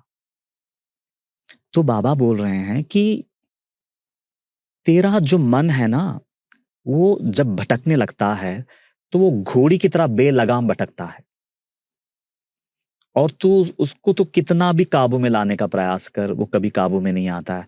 लेकिन अगर तेरे जीवन में अगर एक सद्गुरु आ जाए तो तुझे परिश्रम करने की जरूरत नहीं, तू जहां खड़ा रहता है वहीं पे तेरा मन तेरे साथ हो लेता है। तो ये एक बेहतरीन लीला का रहस्य है कि सद्गुरु मिल गया तो मन स्थिर हो गया, मन हाथ लग गया। जो मन दौड़ रहा था घोड़ी की तरह, मतलब तेरे हाथ से जो फिसल गया था, आज उसको फिर से बाबा ने उस मन को वो बंदे के काबू में कर दिया। और फिर वो बंदा एकदम प्रसन्न हो जाता है, और फिर बाबा से गांव ले जाता है बाबा को, और बाबा को बोलते हैं कि हमारे घर की एक बारात जा रही है शिरडी, आप चलेंगे क्या? और फिर वो बारात के साथ बाबा औरंगाबाद से शिरडी जाते हैं। तो एक खंडोबा का टेम्पल है, मैंने अभी थोड़ी देर पहले बताया था ना कि वो जो आंग में संचार होता है, जो बोलते हैं यहाँ पे खोदो, तो वो भगवान का वहां पे आज भी शिरडी में, मतलब बस स्टैंड के अपोजिट में मंदिर है। तो बाबा पूरे बारात के साथ वहां पे जाते हैं फर्स्ट टाइम, और जैसे ही बाबा को देखते हैं तो वो मंदिर का पुजारी, मालसापति उनका नाम, तो वो आओ साईं करके बाबा को संबोधित करते हैं, और वहां से वो नाम गिरा, साईं बाबा। मतलब वो नाम भी उन्होंने अपने दम पे मतलब रख के नहीं आए थे, हालांकि ना, लेकिन उनके जबान से वो बुलवाने वाले भी वो नाम, मैं तो बोलूंगा वो साईं बाबा थे, क्योंकि बाबा वो नाम जानबूझ करके उनके जुबान से बुलवाया ताकि सभी धर्म का एक अर्थ एक साथ आ जाए। तो उन्होंने वो सूफी नाम रखना ज्यादा बेहतर समझा, क्योंकि सूफी संप्रदाय उसको बोलते हैं जो सभी धर्मों को लेके चलता है, उसको सूफी कहते हैं।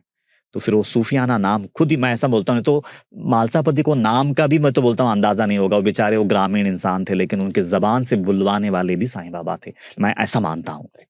साईं बाबा से ओम साई राम कैसे आया? ये फ्रेजेस कैसे आए? हाँ, ये आया भक्तों से। बाबा ने नहीं बोला कि तुम मेरा नाम को साई राम करके मुझे संबोधित करो, या साई शाम करके मुझे था तो संबोधित करो। साईं बाबा और साईं शाम। हाँ, नहीं, सिर्फ साईं बाबा था। हाँ। साईं था तो साईं बाबा हो गया वो। और उसके बाद में, लेकिन ऐसे कहीं अनुभव लोगों ने पाए। अभी जैसे मैं आपको एक एग्जांपल देता हूँ। प्लीज। एक बार है ना, एक मद्रासी फैमिली, मद्रासी फैमिली मानसरोवर की यात्रा के लिए निकलती है। अच्छा, चाइना। हाँ, तो लेकिन है ना, बीच में रास्ते में कुछ लोग उनको डरा देते हैं कि अरे वो बहुत टफ रास्ता है, कई लोग तो जिंदा वापस नहीं आते। उस जमाने में बहुत ही मुश्किल था, अभी भी मुश्किल है थोड़ा सा, लेकिन उस जमाने में तो और ज्यादा मुश्किल था वो यात्रा। तो वहाँ के भूटान वासी जो है वो बहुत संशयालु है, उनका लैंग्वेज आप नहीं पकड़ पाएंगे, आप कहाँ चल पड़े हैं। तो वो बेचारा घबरा जाता है, तो फिर ना मनमाड़ में उतर जाता है, और मनमाड़ में उतरने के बाद उनको है ना साईं बाबा के बारे में पता चलता है कि यहाँ से बहुत पास में शिरडी है, 70 किलोमीटर की दूरी पे एक महान संत है, वहां पे जाने से वो लोगों को बहुत पैसे बांटते हैं, ये सुन लेता है वो।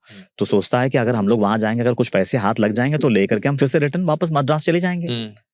तो वो उसकी वाइफ और उसकी लड़की और उसकी एक साली, ऐसा 4 मिलकर के बाबा के दरबार में जाते हैं। और उनकी जो वाइफ रहती है ना, वो एक जमाने में वो राम की कट्टर भक्त रहती हैं। मतलब उनको समय समय पे राम जी के साक्षात दर्शन होते रहते हैं उनकी वाइफ को। और है ना, कुछ दिनों से, कुछ महीनों से वो राम का दर्शन होना बंद हो चुका है। ओके। हाँ, तो फिर वो है ना, वो दरबार में जाते हैं पैसे की लालसा से। हाँ, कि साईं बाबा में हमने सुना है कि बहुत मुक्त हाथ से पैसे बांटते हैं, तो हमें भी पैसा मिलेंगे। तो वो वहां जाते हैं, और बाबा का जैसे ही दर्शन के लिए चले जाते हैं कि बाबा के जगह पे वो मद्रासी की वाइफ को साक्षात राम के रूप में बाबा दर्शन दिखने लगते हैं, आंसुओं की धारा बहने लगती है कि ये क्या है। तो लोग मतलब सब लोगों को साईं बाबा दिख रहे हैं, लेकिन उनको वो सिर्फ राम के रूप में दिख रहे हैं। तो घर में जाने, वो रूम में जाने के बाद वो बताती है कि आज तो मैंने उनको राम के रूप में देखा।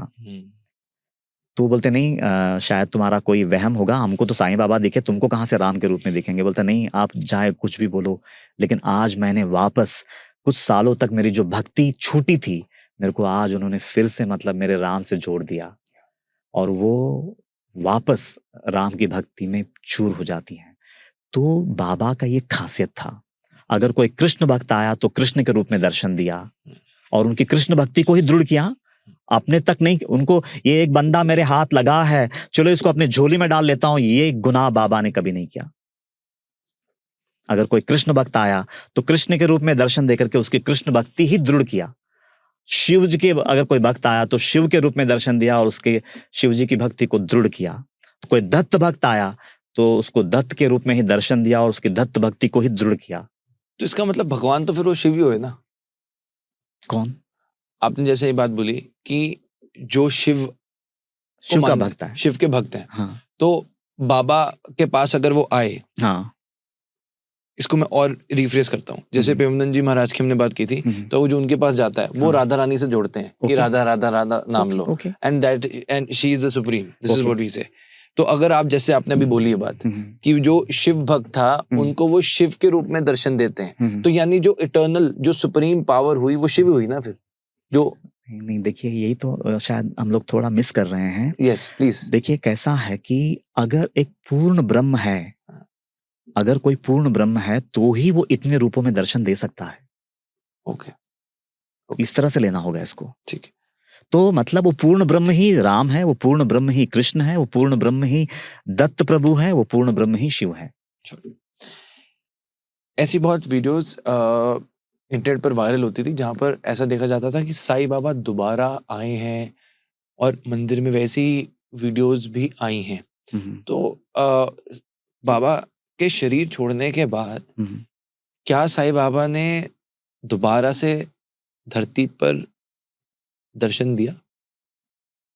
नहीं, वो तो देखो हर किसी का पर्सनल अनुभव हो सकता है, उसके बारे में मैं कैसे बोल सकता हूँ। ओके। लेकिन अनगिनत लोगों को अनगिनत अनुभव आज भी आ रहे हैं, इसमें तो कोई दो राय नहीं है। जैसे मतलब आए दिन कुछ ना कुछ और ऐसे ही नहीं भीड़ उमड़ती है ना, मतलब ऐसा देखिए बाबा अच्छा और एक बात मैं क्लियर कर दूं, जब बाबा का समाधि के बारे में सोचा जा रहा था तो कुछ लोग चाहते थे कि बाबा को जलाया जाए, उनके डेड बॉडी को। तब भी हुआ था। हाँ 3 दिन तक चला ये डिबेट। हाँ। और कुछ लोग इस पक्ष में थे कि नहीं बाबा को दफनाया जाए। हाँ। और है ना, बाबा ने ना जब थे ना बाबा हयात में, अब कुछ ही समय में मतलब बाबा जानते थे कि अब मैं ये शरीर छोड़ने वाला हूँ, तो बाबा ने बोला कि एक बहुत बड़ा वाड़ा बनाना, एक बहुत बड़ा मंदिर बनाना, और वहां पे लोग है ना तो बुट्टी करके थे बाबा के उस जमाने के करोड़पति, मतलब तो वो बोलते हैं कि मैं वाड़ा बनाता हूँ, तो उन्होंने पत्थर का बहुत बड़ा महल बना दिया, आज वो समाधि मंदिर के रूप में जाना जाता है। तो वहां पे है ना मुरलीधर की मूर्ति की स्थापना होनी थी, और बाबा ने लेकिन अंतिम शब्द बोले कि मुझे वाड़ा में रखना, मतलब तो वहां पे मुरलीधर के जगह पे बाबा की समाधि हो गई और बाबा स्वयं मुरलीधर हो गए, ऐसा चरित्र में आता है। अच्छा मुरलीधर ही क्यों? क्योंकि मुरलीधर वो है जब कृष्ण की बांसुरी बजती थी ना, तो चेतन अचेतन जितने भी प्राणी हैं कृष्ण की ओर दीवानों की तरह दौड़ पड़ते थे। तो आज वही पावर वो साईं बाबा में है, आज भी वो मुरली बजती हैं और पता नहीं पूरे ब्रह्मांड से, मतलब पूरे कायनात से लोग खींचे चले आते हैं, क्योंकि वो आज भी वो मुरली बज रही है, वो मुरलीधर ही है मेरी नजर में, मेरी भावना है ऐसा। Beautiful, sure. मैं थोड़ा सा आखिरी वक्त समझना और चाहता हूँ। अगस्त 1918 जब Okay. पहली बार ये पता चला कि बाबा ने खुद ही बताया कि वो अपना शरीर छोड़ने वाले हैं, राइट। उस दौरान क्या हो रहा था? जैसे आपने एक एक्सपीरियंस बताया, तो उस वक्त क्या बाबा ने कुछ संदेश देना शुरू किया?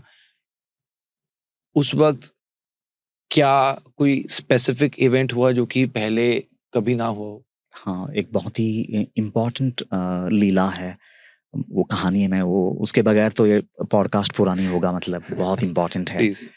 तो है ना बाबा है ना, क्योंकि बाबा ये बात को फील कर चुके थे कि सारा जीवन मुझे ये लोग तंग करते रहे, बाबा आप हिंदू है कि मुसलमान है, बाबा आप हिंदू है कि मुसलमान है।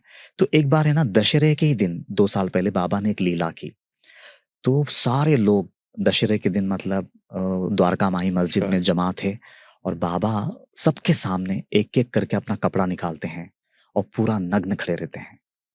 वो कपड़ा निकाल करके जो धुनी जल रही थी ना उसमें डाल देते हैं, और वो कपड़े की आहुति लेकर के वो धुनी जो है वो पूरी तरह से मतलब शबाब पे आ जाती है, और नग्न खड़े रह करके बाबा बोलते हैं सारा जीवन आप लोग ने मुझे परेशान किया कि मैं हिंदू हूं या मुसलमान हूं, आओ आज के देख लो मैं हिंदू हूं या मुसलमान हूं। ऐसे नग्न खड़े रह करके चिल्ला चिल्ला करके बाबा बोलने लगते हैं और कहते हैं 2.5 घंटे तक उनका वो क्रोध, 2.5 घंटे तक उनका वो पूरा जो तड़प था वो 2.5 घंटे तक तड़पते रहे और बोलते रहे और वहां पे वो कहानी खत्म हो जाती है। कहानी खत्म हो जाती है। अच्छा, क्या बोलना चाहते थे बाबा? क्या दिखाना चाहते थे? और ऐसा किया क्यों? क्यों किया? देख लो, मैं हिंदू हूं या मुसलमान हूं, सारा जीवन आप लोग मुझे मतलब तड़पाते रहे, सताते रहे। बाबा आप हिंदू है कि मुसलमान है? आज भी वही हो रहा है, आज भी वही हो रहा है। तो बाबा ने वो लीला की और पूरा वस्त्र निकाल करके डाल दिया और नग्न खड़े हैं उतने लोगों के सामने और कहते हैं 2.5 से 3 घंटे तक उस अवस्था में खड़े थे। तो रात के 9 बजे शायद वो लीला हुई होगी, 6:30-7 बजे, तो 9 साढ़े 9 बजे उनको कपड़े किसी ने हिम्मत करके पहनाया। अब सवाल ये है, क्या क्या बोलना चाहते थे? अच्छा, अगर हम ऐसा लेते हैं कि बाबा खतना हुआ है कि नहीं मेरा ये दिखाना चाहते हैं, नॉर्मली सबके माइंड में अभी वही बात आएगी। खतना ही आएगा। आएगा क्या देखना चाहेंगे? देख लो मैं हिंदू हूं या मुसलमान हूं। अच्छा, अगर बाबा का खतना हुआ है ऐसा दिखाते हैं तो बाबा अपने आप को मैं मुस्लिम हूं ये प्रूव कर रहे हैं, और अगर खतना नहीं हुआ है तो ये प्रूव कर रहे हैं कि मैं हिंदू है। बिल्कुल ठीक बात है ना? तो दोनों ही सूरतों में, लेकिन जीवन भर जो प्रीच किया, जो टीच किया, जो लोगों को शिक्षा दी कि सर्वधर्म समभाव, सबका मालिक एक, धर्म में मतलब कोई कटुता मत लाना, ये जो जीवन भर प्रीच करते रहे, फिर वो एक तरफा हो गए ना। लेकिन है ना, कोई ध्यान से देखना ही नहीं चाहता, सुनना ही नहीं चाहता, समझना ही नहीं चाहता इस लीला को। अब इसका, ये लीला का आंसर है भगवत गीता में। ओह, हाँ, भगवत गीता में है। श्लोक है, वासांसि जीर्णानि यथा विहाय नवानि गृह्णाति नरोपराणि तथा शरीराणि विहाय जीर्णान अन्यानि संयाति नवानि देहि। मतलब वो श्लोक क्लियरली भगवान कृष्ण बोल रहे हैं कि जब ये शरीर जर्जर हो जाता है, जब ये बूढ़ा हो जाता है, कृष्ण हो जाता है, तो हम इसको एक जैसे वस्त्र को निकाल करके हम फेंक देते हैं ना, मतलब जूना होने पर, फटने के बाद, उसी तरह से आत्मा जो है ये शरीर को ओढ़ के बैठी है। तो ये शरीर को अग्नि के हवाले की जाती है, लेकिन ये आत्मा का कभी नाश नहीं होता, ये आत्मा बची ही रहती है। अगला जन्म के लिए फिर से सुसज्ज हो जाती है, वापस एक शरीर लेकर के ये आत्मा फिर से आती है। आत्मा की मृत्यु संभव ही नहीं है। तो बाबा भी वहां पे वही बोल रहे थे कि ये जो शरीर था ना मेरा, साईं बाबा का, ये रूप, ये नाम, ये फड़का, ये जो भी मैंने किया था, ये शरीर को मैंने अग्नि के हवाले कर दिया। अब यहाँ जो मैं नग्न रूप में खड़ा हूं, मैं ज्योति स्वरूप आत्मा हूं। अब इस आत्मा को बताओ ये हिंदू है कि मुसलमान है? ये बोलना चाहते थे। इसके बाद कोई सवाल बचना चाहिए? आत्मा का कोई धर्म हो सकता है? इतना तो कॉमन सेंस हम सबको है। भगवान कृष्ण बोलते हैं, अहम आत्मा गुणाकेशा, हे नींद को जीतने वाले अर्जुन, मैं आत्मा हूं। अहम आत्मा गुणाकेशा सर्वभूताशय स्थितः। संसार के जितने भी चेतन अचेतन प्राणी हैं उसमें मैं ही वास करता हूं। मैं ही आदि हूं, मैं ही मध्य हूं, मैं ही अंत हूं। तो मैं वो आत्मा हूं। तो बाबा ने वही बताया कि ये जो साईं बाबा का रूप, रंग, नाम, ये सब था ना, ये सब निकाल कर मैंने अग्नि के हवाले कर दिए। जो नग्न खड़ा हूं यहाँ पे, मैं ज्योति स्वरूप आत्मा हूं। बताओ अब मुझे, मैं हिंदू हूं या मुसलमान हूं? ये बाबा रिटर्न में सवाल पूछ रहे हैं हम सबसे। तो उस जमाने में भी बाबा को परेशान किया गया, आज भी परेशान कर रहे हैं। और हम लोग है ना सनातन धर्म के ही खिलाफ जा रहे हैं ये पूछ करके, क्योंकि हमारा सनातन धर्म जो है ना इतनी विशाल है। और सच बोलूं मैं, हमारी विशालता ये है कि हम सभी धर्मों को लेकर के है ना जीना जानते हैं। शायद वो दूसरे धर्मों में नहीं है। और मैं तो बोलूंगा, I am proud to be Sanatani. I am proud to be Sanatani, क्योंकि मेरे को सनातनी का सच्चा अर्थ मुझे मालूम है। इतनी विशालता हम सनातनियों में है, शायद दूसरे धर्मों में नहीं है।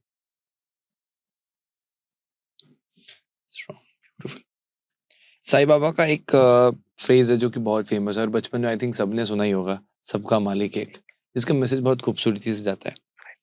अब इसमें जो कटाक्ष होता है वो ये है कि सबका मालिक एक। जब हम मालिक की बात कर रहे हैं तो फिर बुद्धिज्म और जैनिज्म में जब उनके लिए वो गॉड एग्जिस्ट ही नहीं करता, तो ये फ्रेज उन सबके लिए कैसे वैलिड है? नहीं, अगर उनकी आस्था नहीं है उस मालिक में, लेकिन फिर भी किसी तत्व को तो मानते होंगे। उस तत्व को ही हम मालिक बोल रहे हैं, उस तत्व को ही कोई अल्लाह कह रहा है, उस तत्व को ही कोई ईश्वर कह रहा है। तत्व तो है, एटलीस्ट एग्जिस्टेंस तो है, उस एग्जिस्टेंस को ही हम भगवान कहते हैं। वो लोग वो शायद कुछ और नाम से पुकारते होंगे, लेकिन एग्जिस्टेंस को तो मानते हैं ना। जैनिज्म में वो कहते हैं ये कोई था ही नहीं, किसी ने बनाया ही नहीं है किसी को। वो कहते हैं कि यूनिवर्स पहले से था और ये अपने आप हुआ है। जैसे हमने इंग्लिश में पढ़ा एवोल्यूशन के बारे में कि जो ह्यूमंस हैं, साइंस में लोग ये बोलते हैं कि इंसान का एवोल्यूशन हुआ। तो अब होमोसेपियंस जो थे, इनका वर्ड्स बाद में चेंज होते रहे, ह्यूमंस बन गए। तो जो जानवर थे वो बाद में ह्यूमंस बन गए। उसी तरीके से जो जैनिज्म है वो ये कहते हैं कि कोई एग्जिस्टेंस का सोर्स है ही नहीं, पहले से यूनिवर्स था और आगे भी रहेगा। तो ये जो फ्रेज आया, अभी देखिए मैं थोड़ा उसको क्लियर कर दूं। हाँ प्लीज, बहुत ज्यादा अच्छे से क्लियर होगा। वो लोग भी सच बोल रहे हैं, मैं उसको थोड़ा क्लियर करता हूं। हमारे वेदांत इसको कैसे रखता है जी, तो ज्यादा साफ हो जाएगा। अगर मैं अपने आप को शरीर मानता हूं, ठीक है, तो फिर ये वर्ल्ड एग्जिस्ट करता है, फिर ये वर्ल्ड भी एग्जिस्ट करता है, ये वस्तु एग्जिस्ट करती है, हर दिखने वाला दृश्यमान जगत एग्जिस्ट करता है, अगर मैं अपने आप को शरीर मानता हूं। लेकिन अगर मुझे ये रियलाइजेशन हो जाता है कि मैं शरीर नहीं, मैं आत्मा हूं, तो फिर ये वर्ल्ड एग्जिस्ट नहीं करता, फिर केवल एक आत्मा है। तो ना हम कहाँ खड़े रह करके देख रहे हैं, सब कुछ उस पर निर्भर करता है। लेकिन अगर मेरी देह बुद्धि अभी बची है, मैं बॉडी क्या कहते हैं उसको, कॉन्शियसनेस में जी रहा हूं, तो फिर ये वर्ल्ड एग्जिस्ट करती है। लेकिन अगर मैं अपने आप को मैं आत्मा हूं इसका अनुभव कर लेता हूं, तो फिर ये वर्ल्ड एग्जिस्ट नहीं करती है। जहां देखो वहां पे सिर्फ एक आत्मा है। अब डिपेंड करता है कि मैं कहाँ खड़ा रह करके देख रहा हूं।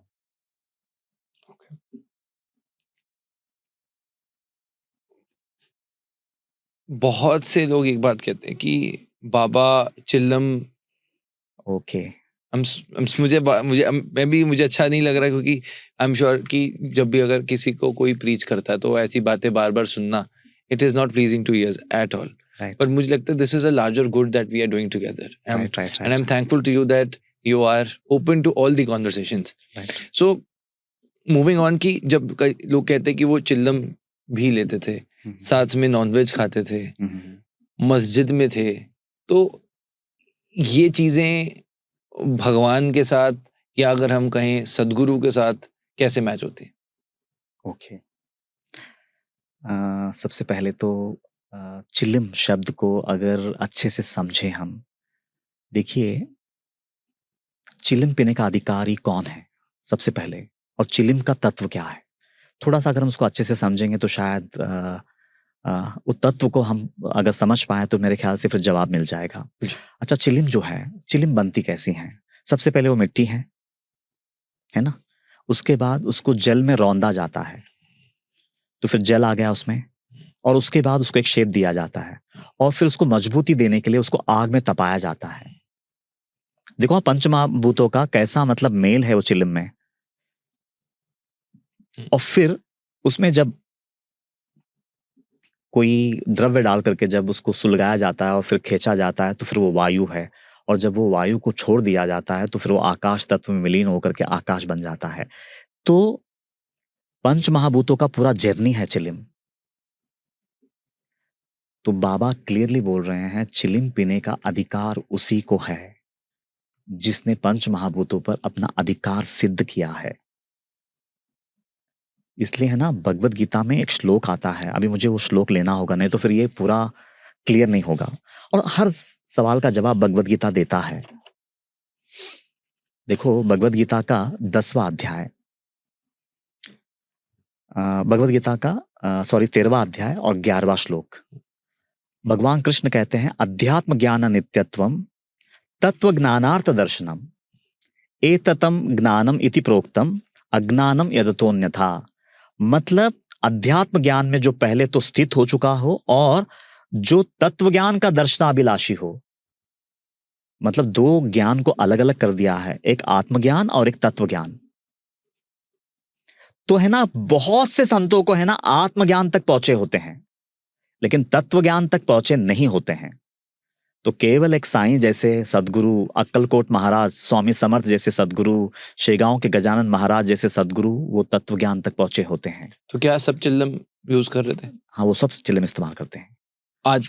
आज भी? आज भी, मतलब अभी तो सब समाधिस्थ हुए हैं, लेकिन जीवन भर उन्होंने चिलम इस्तेमाल किया। क्या आज है कोई ऐसा जो चिल्लम यूज करता है अभी लेकिन वो कोटि का सदगुरु अभी मेरे नजर में तो नहीं है, भारत में? नहीं है। अगर बाबा की कृपा हो, अगर वाकई में कोई हो, अभी रिसेंटली मतलब है ना, उसी जमाने में मतलब एक शंकर महाराज करके भी थे पूना से, मतलब महाराष्ट्र में, वो भी मतलब सिगरेट पीते थे लेकिन 24/7 पीते थे। सबसे बड़ी बात क्या है मालूम है? 24/7 फूका जाता था ये। एक आम आदमी 24/7 चिलम पी सकता है? ये पर्पस क्या है? हाँ, तो मैं बता रहा हूँ, थोड़ा आगे जाते हैं हम लोग। तो पंच महाभूतों को जिसने अपने काबू में कर लिया है वो चिलम पी सकता है। तो चिलिम, अगर चिलिम में कहते हैं विश्व प्राण शक्ति है, विश्व प्राण शक्ति के साथ जो जुड़ गया है बस वही वो चिलिम को पीने का अधिकार रखता है। जैसे अभी फॉर एग्जाम्पल शिव जी हैं, शिव जी को भी मतलब उसके साथ जोड़ते हैं कि शिव जी चिलिम पीते थे, लेकिन ना शिव जी का खाली चिलिम पीते हैं ये देखते हैं, लेकिन वो हलाहल भी पिए थे उन्होंने, वो उसके बारे में कोई बात नहीं करता, वो एक समस्या है। राइट, बट ये भी काफी लोग उसमें कॉन्ट्रडिक्ट करते हैं, ये कहते हैं कि वो बस एक फोकटेल है कि शिवजी चिल्लम लेते थे, वो और लोगों ने उसको गलत तरीके से ले लिया। नहीं, हकीकत में है ना, चिलिम पीने का सिर्फ भाव ये है कि वो जहर पीने जैसा ही है, जैसा शिवजी जहर पिए थे ना, वही चिलिम पीना भी है। जब वो चिलिम पी रहे हैं तो संसार के न जाने कितनी गंदी वृत्तियों को, तामसिक वासनाओं को, विकारों को उस रूप में अपने अंदर में ले रहे हैं। बस उसको उसी तरह से लिया जा सकता है और दूसरा उसका कोई रिलेवेंस नहीं हो सकता। पर इसका मतलब ये है कि कोई अल्कोहल भी आज यूज कर रहा है, अगर कोई ऐसे, तो जो भी दूसरी चीजें हैं जो कि लोग कहते हैं अवॉइड करो, तो ऐसे तो कोई अल्कोहल भी पिएगा और सब कुछ करेगा और बोलेगा कि जो भी बुरा हो रहा है वो मैं अपने में ले रहा हूँ। नहीं नहीं नहीं, लेकिन वो कहने का अधिकार, मैं वही तो बता रहा हूँ, पहले पंच महाभूतों को जीत के बताइए ना। अभी साईं बाबा, मैं एक बात बोलता हूँ, एक बार मतलब 11वें अध्याय में ही एक लीला आती है कि पूरा इतना तूफान आ जाता है मतलब शिरडी के ग्राम में कि पूरा ऐसा लगता है कि वो बाढ़ में शिरडी मतलब डूब जाएगी। और बाबा उस समय है ना, वो द्वारका माई से बाहर निकल करके मेघों की तरफ देख करके बोलते हैं बस थम जाओ, और उसी क्षण कहते हैं वर्षा थम जाती है। और उसी द्वारका माई में एक बार वो धुनी की आग जो है वो इतनी लपट ले लेती है कि ऐसा लगता है कि थोड़ी देर में ही पूरा मस्जिद जल के खाक हो जाएगा।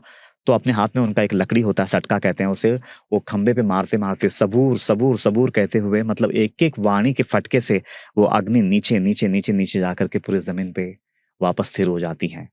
और एक लीला, मतलब ये पंच महाभूतों को जिसने अपने काबू में कर लिया है वो चिलिम पी सकता है ना।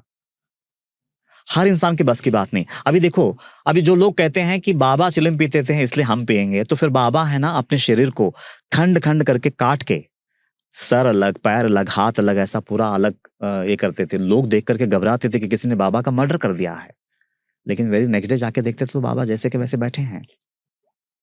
क्या साईं बाबा पानी से दिया जला देते थे? हाँ बिल्कुल, एक लीला हुई है, एक लीला हुई है। अच्छा, लेकिन है ना, लोग है ना सिर्फ वो मिरेकल की तरह देखते हैं। मैं थोड़ा सा है ना उसके पीछे की गहराई रखूंगा मतलब। प्लीज। तो ना देखो, चमत्कारों में अगर आप फंसे हैं ना, अगर आपको वो चमत्कार वेदांत की तरफ नहीं ले जाता, वो रोशनी की तरफ नहीं ले जाता, तो चमत्कार बकवास है, मैं तो बोलूंगा। लेकिन है ना, वो लीला कैसे हुई, उसके पीछे का फलसफा क्या है, थोड़ा सा मैं वो रोशनी रखता हूँ। यानी आप कह रहे कि अगर उससे हम अपनी लाइफ में कोई लर्निंग नहीं ले रहे तो उसका कोई पॉइंट नहीं है। वेस्ट अगर आप देख के खुश हो रहे हो और खत्म हो रहे हो तो वो वेस्ट है। वेस्ट है, मेरे नजर में उसका कोई रिलेवेंस ही नहीं है, कोई महत्व ही नहीं है। Agreed, I agree on this. हाँ, तो ना क्या होता है मालूम है, सबसे पहले तो है ना, बाबा को रोशनी से बड़ी मोहब्बत होती है। रोशनी light. से लाइट। तो उस जमाने में क्योंकि वो फकीर थे तो भिक्षा मांग करके उनका पूरा निर्वाह होता था, लेकिन है ना वो रोशनी के लिए ना जा करके दुकानदारों से तेल मांगते थे। और उनको है ना पूरा जो मस्जिद है द्वारका माई है वो पूरे दियों से सजाना उनको अच्छा लगता था। तो तेल देते थे तो कहीं दिए जला करके वो द्वारका माई को रोशन करते थे। लेकिन तेलियों ने देखा, तेल के व्यापारी, कि यार ये बंदा एवरीडे आता है, तेल लेके जाता है और पूरा रोशन कर देता है, तो कितने दिन देंगे इसे हम तेल। तो एक दिन सीधा झूठ बोल देते हैं कि तेल खत्म हो गया है, और सब लोग बात कर लेते हैं कि इनको तेल नहीं देना है, इनको आदत पड़ गई है। तो बाबा देखते हैं, हंसते हैं, मुस्कुराते हैं, जाते हैं। वो जिस टमरेल में थोड़ा बहुत तेल रहता है, मतलब सबसे पहले तो तेल को पी लेते हैं, मुंह में डाल करके, और फिर उसमें पानी डाल देते हैं, और फिर उसको सब दियों में डाल करके सब लोग देखते हैं कि ये क्या कर रहे हैं, और उसके बाद सुलगा देते हैं, हर एक दिया रात भर जलती हैं। तो उस तरह से वो लीला मतलब इतनी प्रचलित हो गई ना कि साईं बाबा ने तेल से दिए जलाए। लेकिन मैं क्या कहता हूँ, अच्छा वो लीला किया, मैसेज क्या है? मैसेज क्या है? नहीं, लेकिन वो जानना ही नहीं है। समस्या वो है ना। यही तो मैं बोल रहा हूँ, बाबा का अगर स्पिरिचुअल विजडम अगर हमारे तक नहीं पहुंचा है, तो वो हमने उनको चमत्कारी बना दिया। फिर वो सदगुरु कैसे हुए? Agreed. फिर वो जादूगर हो गए, सदगुरु नहीं हुए। लेकिन नहीं, बाबा ने है ना कोई भी लीला ऐसे ही नहीं की है, उसके पीछे स्पिरिचुअल विजडम है। तो बाबा को ये बोलना था कि तेली, तेल का देखो एक गुणधर्म होता है, वो चिपकता है ना, तेल में एक चिकनाहट है। तो बाबा बोलते हैं कि हर इंसान में जो संसार की आसक्ति होती है, संसार के क्रेविंग्स होते हैं, वो तेल की तरह होता है, वो चिपकू भक्त होते हैं। हम्म, जो भी परमात्मा से जुड़ा है ना, 99% लोग जो है वो स्वार्थ के खातिर भगवान से जुड़े हैं। बाकी निष्काम भाव से, निस्वार्थ भाव से भक्ति में अपने आप को खोने वाले 0.1% होते हैं। तो बाबा वो बात जानते थे कि ये सब के सब तेली हैं, ये लोग स्वार्थपूर्ण भक्त हैं।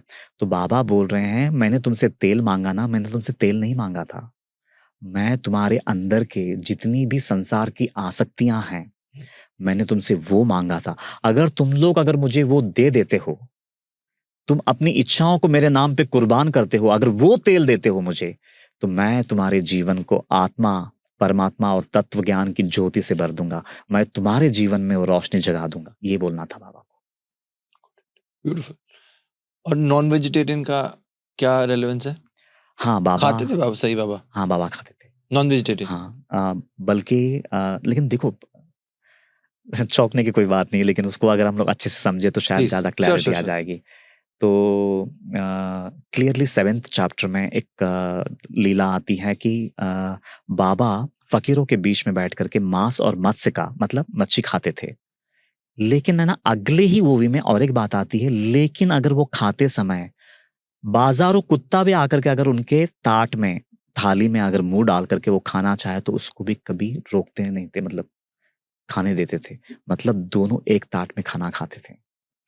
तो ये जो मैसेज है ना, सिर्फ नॉनवेज खाते थे वो दिख रहा है, लेकिन एक बाजारू कुत्ते के प्रति भी वो प्रेम कि वो थाली में बैठ कर मुंह डाल करके बाबा के साथ खा रहा है। बाबा एक तरह से वो कुत्ते का जुट्टन खा रहे हैं, लेकिन वो नहीं देखते हैं।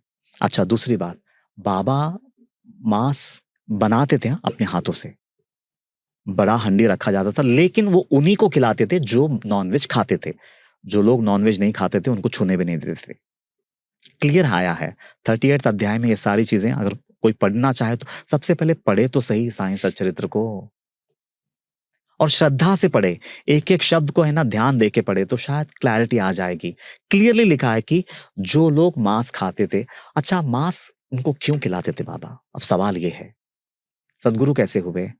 लेकिन है ना, बाबा की एक ही भावना थी कि लोग मुझसे जुड़े, मेरे दरबार में आके बैठें।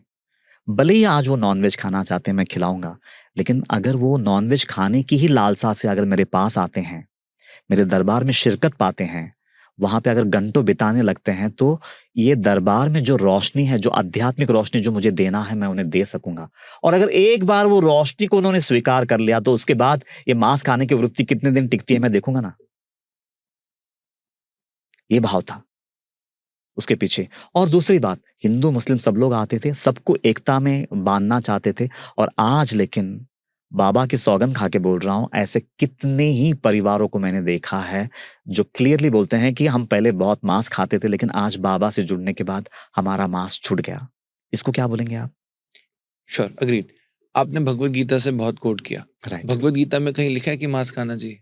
नहीं, भगवत गीता में क्लियरली लिखा है कि वो तामसिक आहार है। राइट, तो वो तामसिक है, और एक तरफ आप कह रहे हो कि साईं बाबा नॉनवेज खाते थे। हाँ, तो लेकिन बाबा ने एक बात ये भी बोला है उसी अध्याय में, सॉरी 23rd अध्याय में आता है कि जो प्याज खा करके पचा सके उसी को प्याज खाने की अनुमति है।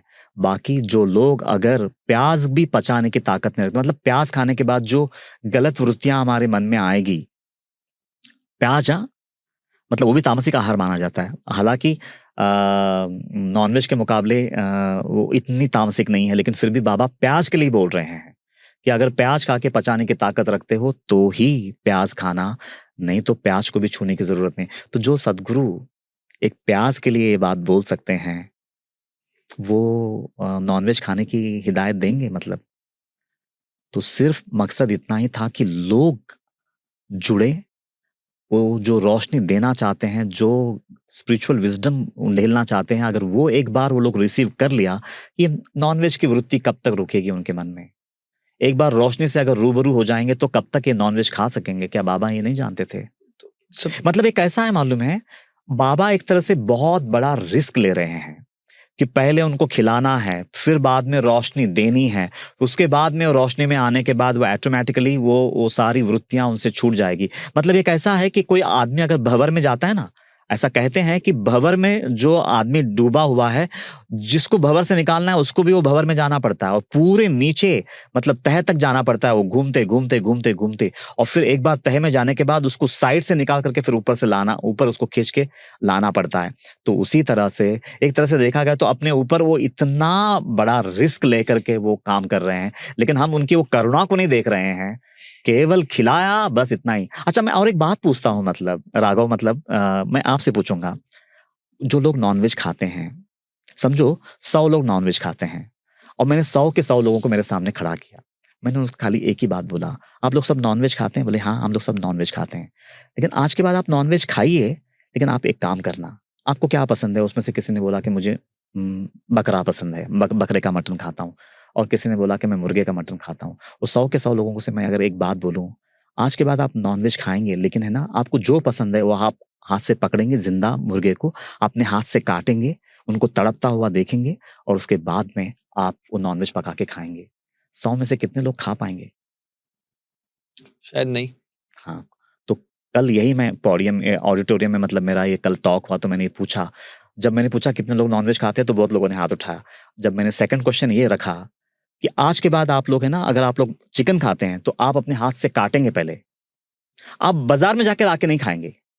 वो चिकन मतलब जो है वो मुर्गे को आप अपने हाथों से काटेंगे, उसको तड़पता हुआ देखेंगे, उसके बाद आप चाहे तो उसको पका के खाइए। लेकिन कोई तैयार नहीं। मतलब मेरे को क्या बोलना है, अहिंसा जैसी कोई चीज है ना, वो हम इंसान है, हम सबका हृदय जो है इतना तो धड़कता है कि किसी जीव की हत्या नहीं होनी चाहिए। लेकिन आदमी खाता क्यों है? टेस्ट की खातिर। जी। लेकिन है ना, टेस्ट अगर जब तक हमारे अंदर में विद्यमान है, मैं तो कहता हूं ना, क्लियरली हमारी वही भगवत गीता, जिस भगवत गीता की हम बात करते हैं, उन्होंने केवल ना नॉनवेज छोड़ने की बात नहीं की है, उन्होंने रसना को भी जीतने की बात की है। जी। अगर आपका टेस्ट के प्रति अगर आपका रुझान है, तो अगर आप गुलाब जामुन भी अगर हद से ज्यादा खा रहे हैं, तो वो आपके लिए नॉनवेज ही है। ऐसा ये इनडायरेक्टली भगवान कृष्ण भगवत गीता में बोल रहे हैं, लेकिन हम लोग उसके तरफ ध्यान नहीं देते हैं, सिर्फ ये चीज को पकड़ के चल रहे हैं। लेकिन मैं तो बोलूंगा कि डेफिनेटली मतलब नॉनवेज तामसिक आहार है, नहीं खाना चाहिए।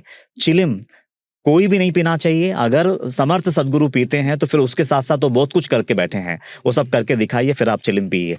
तो बाबा खाते थे इसलिए हम नॉनवेज खाएंगे, बाबा चिलिम पीते थे इसलिए हम चिलिम पिएंगे, एकदम गलत है। अ, क्या ये मिथ है कि ये सच है कि जो द्वारकामाई मस्जिद थी बाबा की, उसके ऊपर कोई झंडा था जिसमें सितारे बने थे और एक मुस्लिम का एक चिन्ह था वहां? नहीं, नहीं। असल में कैसा होता था ना कि सिर्फ रामनवमी के दिन, क्योंकि बाबा रामनवमी के दिन ही एक तरफ रामनवमी मनाया जाता था, तो दूसरी तरफ अगर उस दिन मोहर्रम आता था तो मोहर्रम को भी बनाया जाता था। तो उस समय वो दो निशाने, उस वो एक दिन खाली वो दोनों निशाने जो हैं वो द्वारका माई के ऊपर फहराया जाता था। लेकिन वो प्रतीक था कि दोनों धर्मों के प्रति समान प्रेम है, ये जताने के लिए। बाकी उतना था, बाकी आप जो बोल रहे हैं वो मेरे पढ़ने में नहीं आया वो कभी। बट ये वाला था जब ये था, ये था। लेकिन उसके पीछे भी मकसद यही था कि सभी धर्मों के प्रति समभाव था। जी। एस देवरे, उन्होंने पहली बार बताया जाता है कि साईं बाबा की तस्वीर ली थी। ओके। और वो तस्वीर शायद यही थी जो कि इस पुस्तक में बनी है। राइट। तो जो बाबा की पहली बार तस्वीरें ली गई, क्या उसके पीछे कोई लीला थी? और वो जो तस्वीर है, क्या वही रियल में साईं बाबा थे या उनकी जो छवि है, उनकी पिक्चर कोई और थी? नहीं नहीं, वो कहते हैं कि वो जो पत्थर पे बैठ के जो तस्वीर है जी। ये ओरिजिनल है। हल्का सा उन्होंने अगर थोड़ा बहुत अगर बाकी, लेकिन 99% जो है फीचर्स वही हैं। और आज भी इसी छवि के अनुरूप मूर्ति को गढ़ करके समाधि मंदिर में रखा गया है। आज जो करोड़ों भक्त जो दर्शन लेते हैं वो इसी छवि का है, वो फैक्ट है। लेकिन और भी जो तस्वीरें आती हैं कि वो अपने मैंने देखी है कुछ पिक्चर्स जहाँ पे एक छाता लेके कोई खड़े हैं और जब वो चल रहे हैं, और एक ये भी तस्वीर देखी गई कि वो अपने खाने के लिए भी, अपने भोजन के लिए भी गांव-गांव में जाते थे। तो क्या वो मैसेज कुछ देना चाहते थे, या ये क्या लीला है, क्या है? क्या वो भिक्षा मांगते थे, भिक्षा जिसको मांगते हम मधुकारिता भी कहते हैं? बिल्कुल बिल्कुल। तो वो उनका क्या एक क्योंकि जैसे आप बता रहे हो कि बहुत से लोग उनको ऑलरेडी फॉलो करते थे, राइट। तो ये इसके पीछे की क्या सिग्निफिकेंस है? नहीं मतलब है ना, वो भिक्षा मांगने के लिए जाते थे। बृहदारण्यक उपनिषद में है ना, उपनिषद की बात आती है। बृहदारण्यक उपनिषद में पंच सुना करके 5 महापाप बताए हैं कि जब हम लोग अपने गृहस्थ कार्य कर रहे होते हैं तो जाने अनजाने हमारे हाथों कहीं कीटाणुओं का नाश होता है, जी। हमारे हाथों मारे जाते हैं। अब देखो हाँ, बाबा के बारे में नॉनवेज खाते हैं करके बोलते हैं, अब ये लीला देखो हाँ। तो बाबा क्लियरली साईं सच्चरित्र के 9th अध्याय में बोला है कि हर इंसान के हाथों जाने अनजाने में छोटे मोटे कीटाणुओं का मतलब खात्मा होता है। तो उससे निजात पाने के लिए पंच महायज्ञ करना चाहिए। उसमें से एक है अतिथि को भोजन देना। तो फिर बाबा है ना, वो धर्म हर इंसान से होना चाहिए। इसका एक तरह से मतलब इस धर्म में उनको उतारने के लिए बाबा घर घर जाकर के भिक्षा मांगते थे और उनसे वो भिक्षा लेते थे। Sure. 5th chapter of Sai सत चरित्र, ये बताया जा रहा है कि साईं बाबा जली हुई माचिस अपनी जेब में रखते थे। ऐसा क्यों? नहीं, बहुत लोग है ना ये लीला को है ना मतलब ऐसा, ये क्या दीवानगी है, ये क्या पागलपन है, ऐसा लेते हैं। किसी को भी अगर फेरी फेरीली देखे तो लगेगा कि ये क्या था, मतलब ऐसा बाजार से जाते जाते मतलब माचिस की तिलियां उठा करके जेब में डाल रहे हैं। जलाकर? नहीं भी समझो, बाजार में गिरी हैं, समझो किसी ने बीड़ी पिया है और बुझा करके फेंक दिया। अच्छा, गॉट इट। तो मतलब रास्ते में जहां जहां पर भी मतलब ये माचिस की तिलियां जली हुई दिख रही हैं, उठा उठा करके जेब में डाल रहे हैं। मतलब है? ये लीला आती है 14th अध्याय में आती है। तो 5th अध्याय में नहीं, 14th अध्याय में आती है। अब सवाल ये है कि मतलब शायद ये पूछ रहे हो कि ऐसा क्यों करते थे। देखिए बाबा है ना, वो अध्याय में ना एक बात बोलते हैं कि शुरुआत में बाबा कभी किसी से दक्षिणा नहीं मांगते थे। अगर किसी ने 2 पैसा उनके सामने दक्षिणा रखा तो सिर्फ 1 पैसा अपने पास रखते थे, दूसरा पैसा लौटा देते थे और वो 1 पैसे से भी तंबाकू खरीदते थे ताकि वो बीड़ी पी सके। ऐसा क्लियरली आता है साईं सच्चरित्र में। लेकिन उसी दिनों में बाबा और ना साधारण लोगों के बीच में ज्यादा समय व्यतीत नहीं करते थे। वो केवल साधु संतों के बीच में अपना समय व्यतीत करते थे। जैसे कि 5वें अध्याय से फिर वो लीलाएं आती हैं कि वो जानकी दास, देवीदास, गंगागिर बुआ, ऐसे बड़े बड़े संतों के साथ उनका ज्यादा समागम रहता था।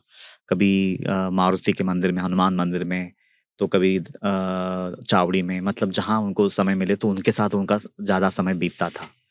तो ये जो माचिस की तिलियां, जली हुई माचिस की तिलियां है ना, उससे बहुत गहरा ताल्लुक रखता है। तो बाबा बता रहे थे कि शुरुआत में बाबा जली हुई माचिस की तिलियां ने, जिसका अभी देखो माचिस की तिलियां अगर हम देखते हैं तो नीचे एक छोटा सा लकड़ी है और फिर ऊपर जो है वो ऐश है ना, गंध है। तो वो जो ऐश वाला पार्ट है वो हमारा सर है और नीचे जो लकड़ी है वो हमारा शरीर है। तो मतलब जला हुआ सर, इस तरह से लेना है उसको। जला हुआ सर मतलब जिस बंदे का अभिमान, अहंकार जल के खाक हो चुका है, जो निरहंकारता को उपलब्ध हो चुके हैं, ऐसे लोगों को उठा करके जेब में रखते थे, मतलब अपने हृदय के करीब रखते थे। वो संत है। वो संत है जिनके साथ वो ज्यादा समय बिताते थे, तो वो मतलब उसका स्पिरिचुअल सिग्निफिकेंस है। जले हुए सर मतलब जिनका अभिमान अहंकार पूरा जल के खाक हो चुका था, ऐसे गंगागिर बुआ, देवीदास, जानकीदास, तो उनके सानिध्य में ज्यादा समय बिताते थे, मतलब उनको अपने हृदय के करीब रखते थे। और फिर बाद में उन्हीं को ऐसा लगा इसमें क्या बड़प्पन है कि मैं साधु संतों के बीच पूरा जीवन यापन करके चला जाऊं इस दुनिया से। तो फिर उन्होंने आम लोगों के बीच में बैठना शुरू किया, और फिर अगर मैं एक साधारण व्यक्ति को संत बना दूं तो बड़प्पन उसमें है। तो फिर वो आगे का कार्य जो है उन्होंने फिर शुरू किया। ब्यूटीफुल। जस्ट बहुत ब्रीफली, बिकॉज पूरी स्टोरी तो बहुत लंबी होगी, बट जस्ट डेटा को आपसे मैं फैक्ट चेक कराने के लिए ये जस्ट थोड़ी अगर मैं डेट्स को ब्रीफली समझ पाऊँ। एंटोनियो रिगोपोलस अपनी किताब the life and teaching of Sai Baba Shirdi में बताते हैं कि 1855 के पास बाबा आते हैं शिरनी गांव में, जो कि इस वक्त महाराष्ट्र में है, और उनकी उम्र 16 साल की थी जो आपने बताया। वो गांव में 3 साल तक रहते हैं, फिर गायब हो जाते हैं, और उसके बाद 60 साल तक वो उस गांव में रहते हैं। अगस्त 1918 में वो अनाउंस कर देते हैं कि वो अपना शरीर छोड़ने वाले हैं।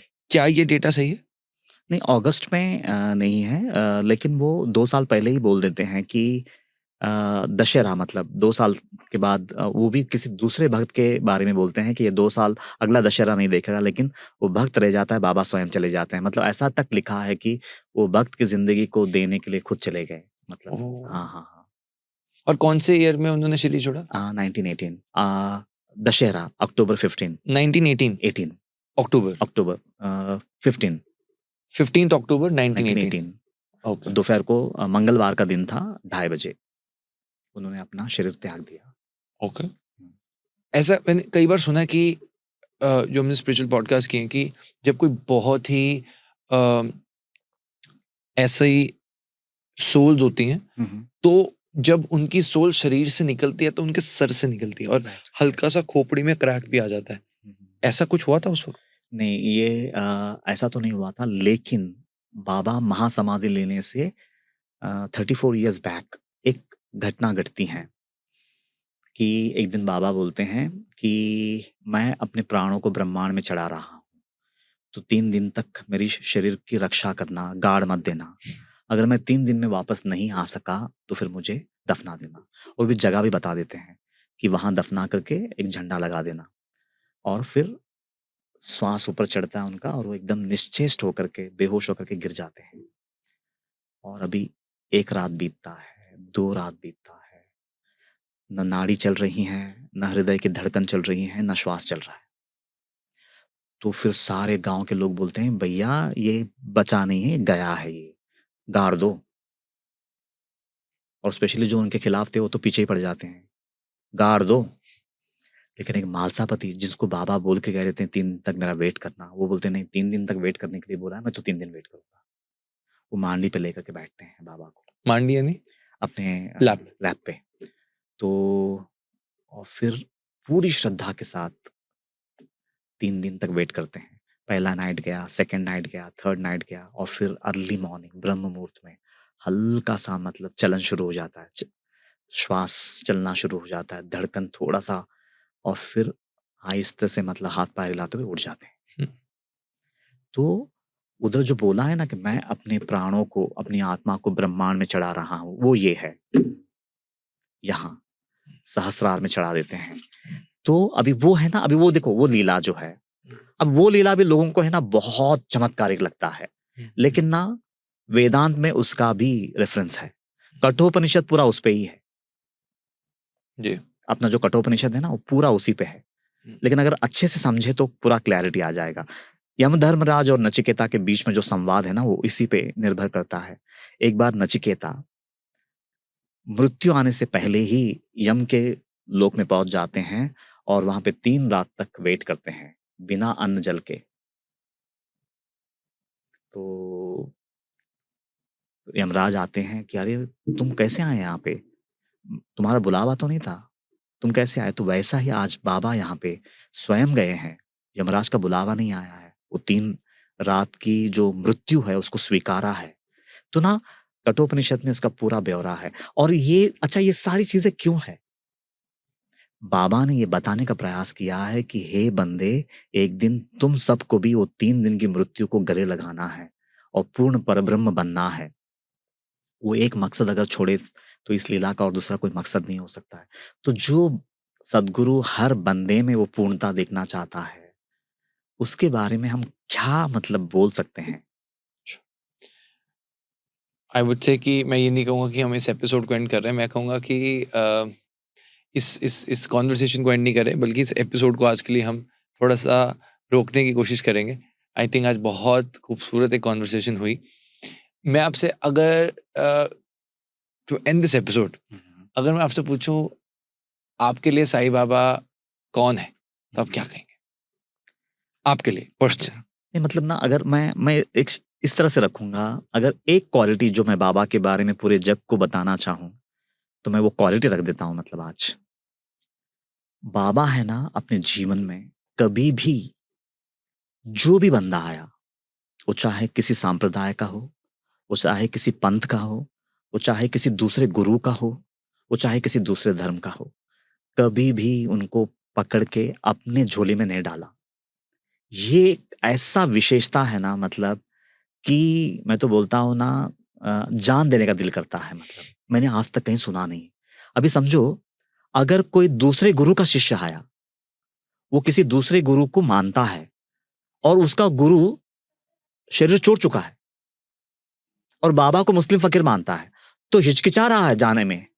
द्वारका माई के सीढ़ियां चढ़ने के लिए भी हिचकिचा रहा है कि मस्जिद में क्यों कदम रखूं, मेरा गुरु ब्राह्मण है। लेकिन वो बंदा भी जाता है ना, तो उनके मरे हुए गुरु के रूप में दर्शन देते हैं और उनकी आस्था को वहीं मजबूती दे देते हैं। जा तू वहीं उनकी ही भक्ति कर, यहाँ तुझे रुकने की जरूरत नहीं है। तो वो थे बाबा। अगर कोई दत्त का उपासक आता, दत्त भक्त आता, तो दत्त के रूप में दर्शन देकर के वापस दत्त में ही उनकी भक्ति को प्रगाढ़ कर दिया। अगर कोई राम भक्त आया, तो राम के रूप में ही दर्शन देकर के उनको राम की भक्ति में मतलब फिर से दृढ़ता प्रदान किया। लेकिन किसी को आओ मेरे दरबार में आकर के मेरी भक्ति करो, मेरे हो जाओ, इसीलिए जग ने, क्योंकि उन्होंने मतलब है ना इतनी विशालता दिखाई, इसीलिए जग उनको साईं राम और साईं श्याम कहती है। उन्होंने कभी भी अपने आप को साईं राम या साईं श्याम उन्होंने नहीं कहा, लेकिन जग उस विशालता को मतलब सलाम करते हुए इतने प्रेम से उनको साईं राम और साईं श्याम कहती है। ये एक विशेषता ऐसा है, मैं बोलूंगा, जिनकी भक्ति जहां थी वहीं पे उनको दृढ़ किया। जो मुस्लिम्स हैं उनके लिए कोई एडवाइस या नसीहत उनको देना चाहेंगे? ओके ओके, अच्छा, मतलब जब बाबा को सर्वधर्म समभाव बोलते हैं, जी सबका मालिक जी एक बोलते जी हैं, जी जी, तो शायद आप ये बोल रहे हैं कि मुस्लिम्स के लिए भी कुछ नसीहत दी है क्या? राइट। देखिए, ऐसा डायरेक्ट नसीहत नहीं है, लेकिन फिर भी एक ऐसी नसीहत है पूरे मुस्लिम कम्युनिटी के लिए, अगर वो उस गहराई को पकड़ पाए तो। एक बार है ना, अभी देखो मुस्लिम्स क्या कहते हैं कि हम किसी सगुण साकार में बिलीव नहीं करते मानते हैं, नहीं है। हम निर्गुण निराकार में ही विश्वास करते हैं। हम किसी शरीरधारी बुत नहीं परस्ती मानते। में हम विश्वास नहीं करते हैं, किसी स्टैचू में विश्वास नहीं करते हैं, किसी व्यक्ति को हम भगवान नहीं मानते हैं, नॉर्मली बोलते हैं। वैसे ही एक ना निराकार उपासक बाबा के दरबार में जाता है, काका महाजनी करके बाबा के डिवोटी होते हैं, श्रद्धालु होते हैं, उसका फ्रेंड, दोनों मिलकर के शिरडी जाते हैं। लेकिन वो जाते समय बोलते हैं, मैं तुम्हारे गुरु को चरण वंदना नहीं करूंगा और मैं दक्षिणा भी नहीं दूंगा, क्योंकि मैं निराकार उपासना में हूँ। अच्छा, वो मुस्लिम थे? हाँ, नहीं मुस्लिम नहीं थे, हाँ, वही लेकिन मैं। वो हिंदू निराकार उपासक थे। अच्छा। मैं सगुण साकार में विश्वास नहीं करता, मतलब एक तरह से मुस्लिम ही मान लो ना, एक क्षण के लिए, हम्म। क्योंकि वो लोग भी वही बात करते हैं ना। जैसे आर्य समाज में जो होते हैं वो कुछ लोग नहीं होते हैं, मानते। हाँ हाँ हाँ, नहीं मानते हैं। तो वो बोलते हैं कि मैं सगुण साकार में बिलीव नहीं करता। तो ठीक है, वो चले जाते हैं बाबा के पास। तो अभी दोनों मतलब वो द्वारका माई में कदम रखते हैं। जैसे ही उसका फ्रेंड कदम रखता है, तो बाबा मराठी में बोलते, का यावे जी, मतलब क्यों अब आया, ऐसा मराठी में। लेकिन वो जो टोन रहता है ना, वो जो शैली है बोलने का, ढंग जो है, और जो आवाज का टेक्सचर है, वो उसके दिवंगत पिता का आवाज निकाल करके बाबा बोलते हैं।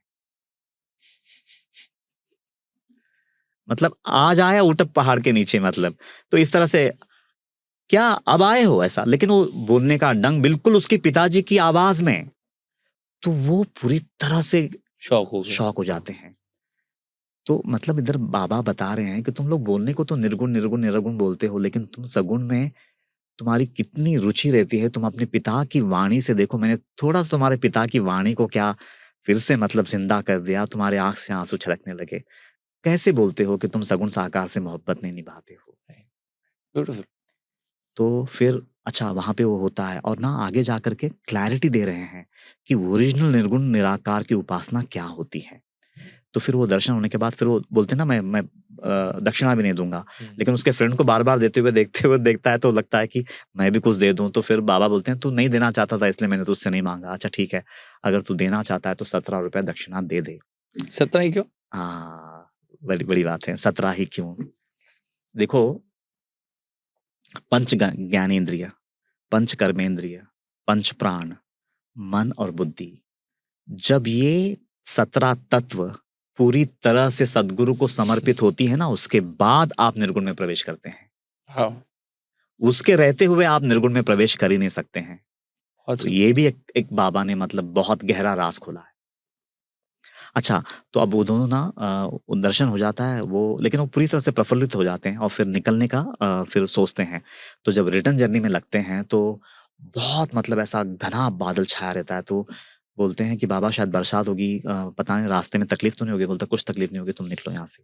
तो फिर सबसे पहले तो टांगे से सफर करते हैं, उसके बाद फिर एक नदी आती है, बोट से सफर करते हैं। देखो पहले रोड, जमीन, भूमि, उसके बाद जल, उसके बाद फिर अग्निरथ में ट्रैवल करते हैं, मतलब इंजन वाली गाड़ी, उसके बाद फिर घर पहुंचते हैं। तो ये 3 हो गया। मतलब ये तीनों को पार करने के बाद ही आप निर्गुण में प्रवेश करते हैं। जब आप वायु में प्रवेश करते हैं, जब तक आप वायु तक नहीं पहुंचते हैं, जब तक आप में ये सारी चीजें विद्यमान हैं, आप निर्गुण निराकार की बातें कर सकते हैं, लेकिन ओरिजिनल निर्गुण निराकार में आपको अभी एंट्री मिली नहीं है। तो फिर घर पहुंचने के बाद सारी खिड़कियां दरवाजा बंद करके गया होता है शिरडी को।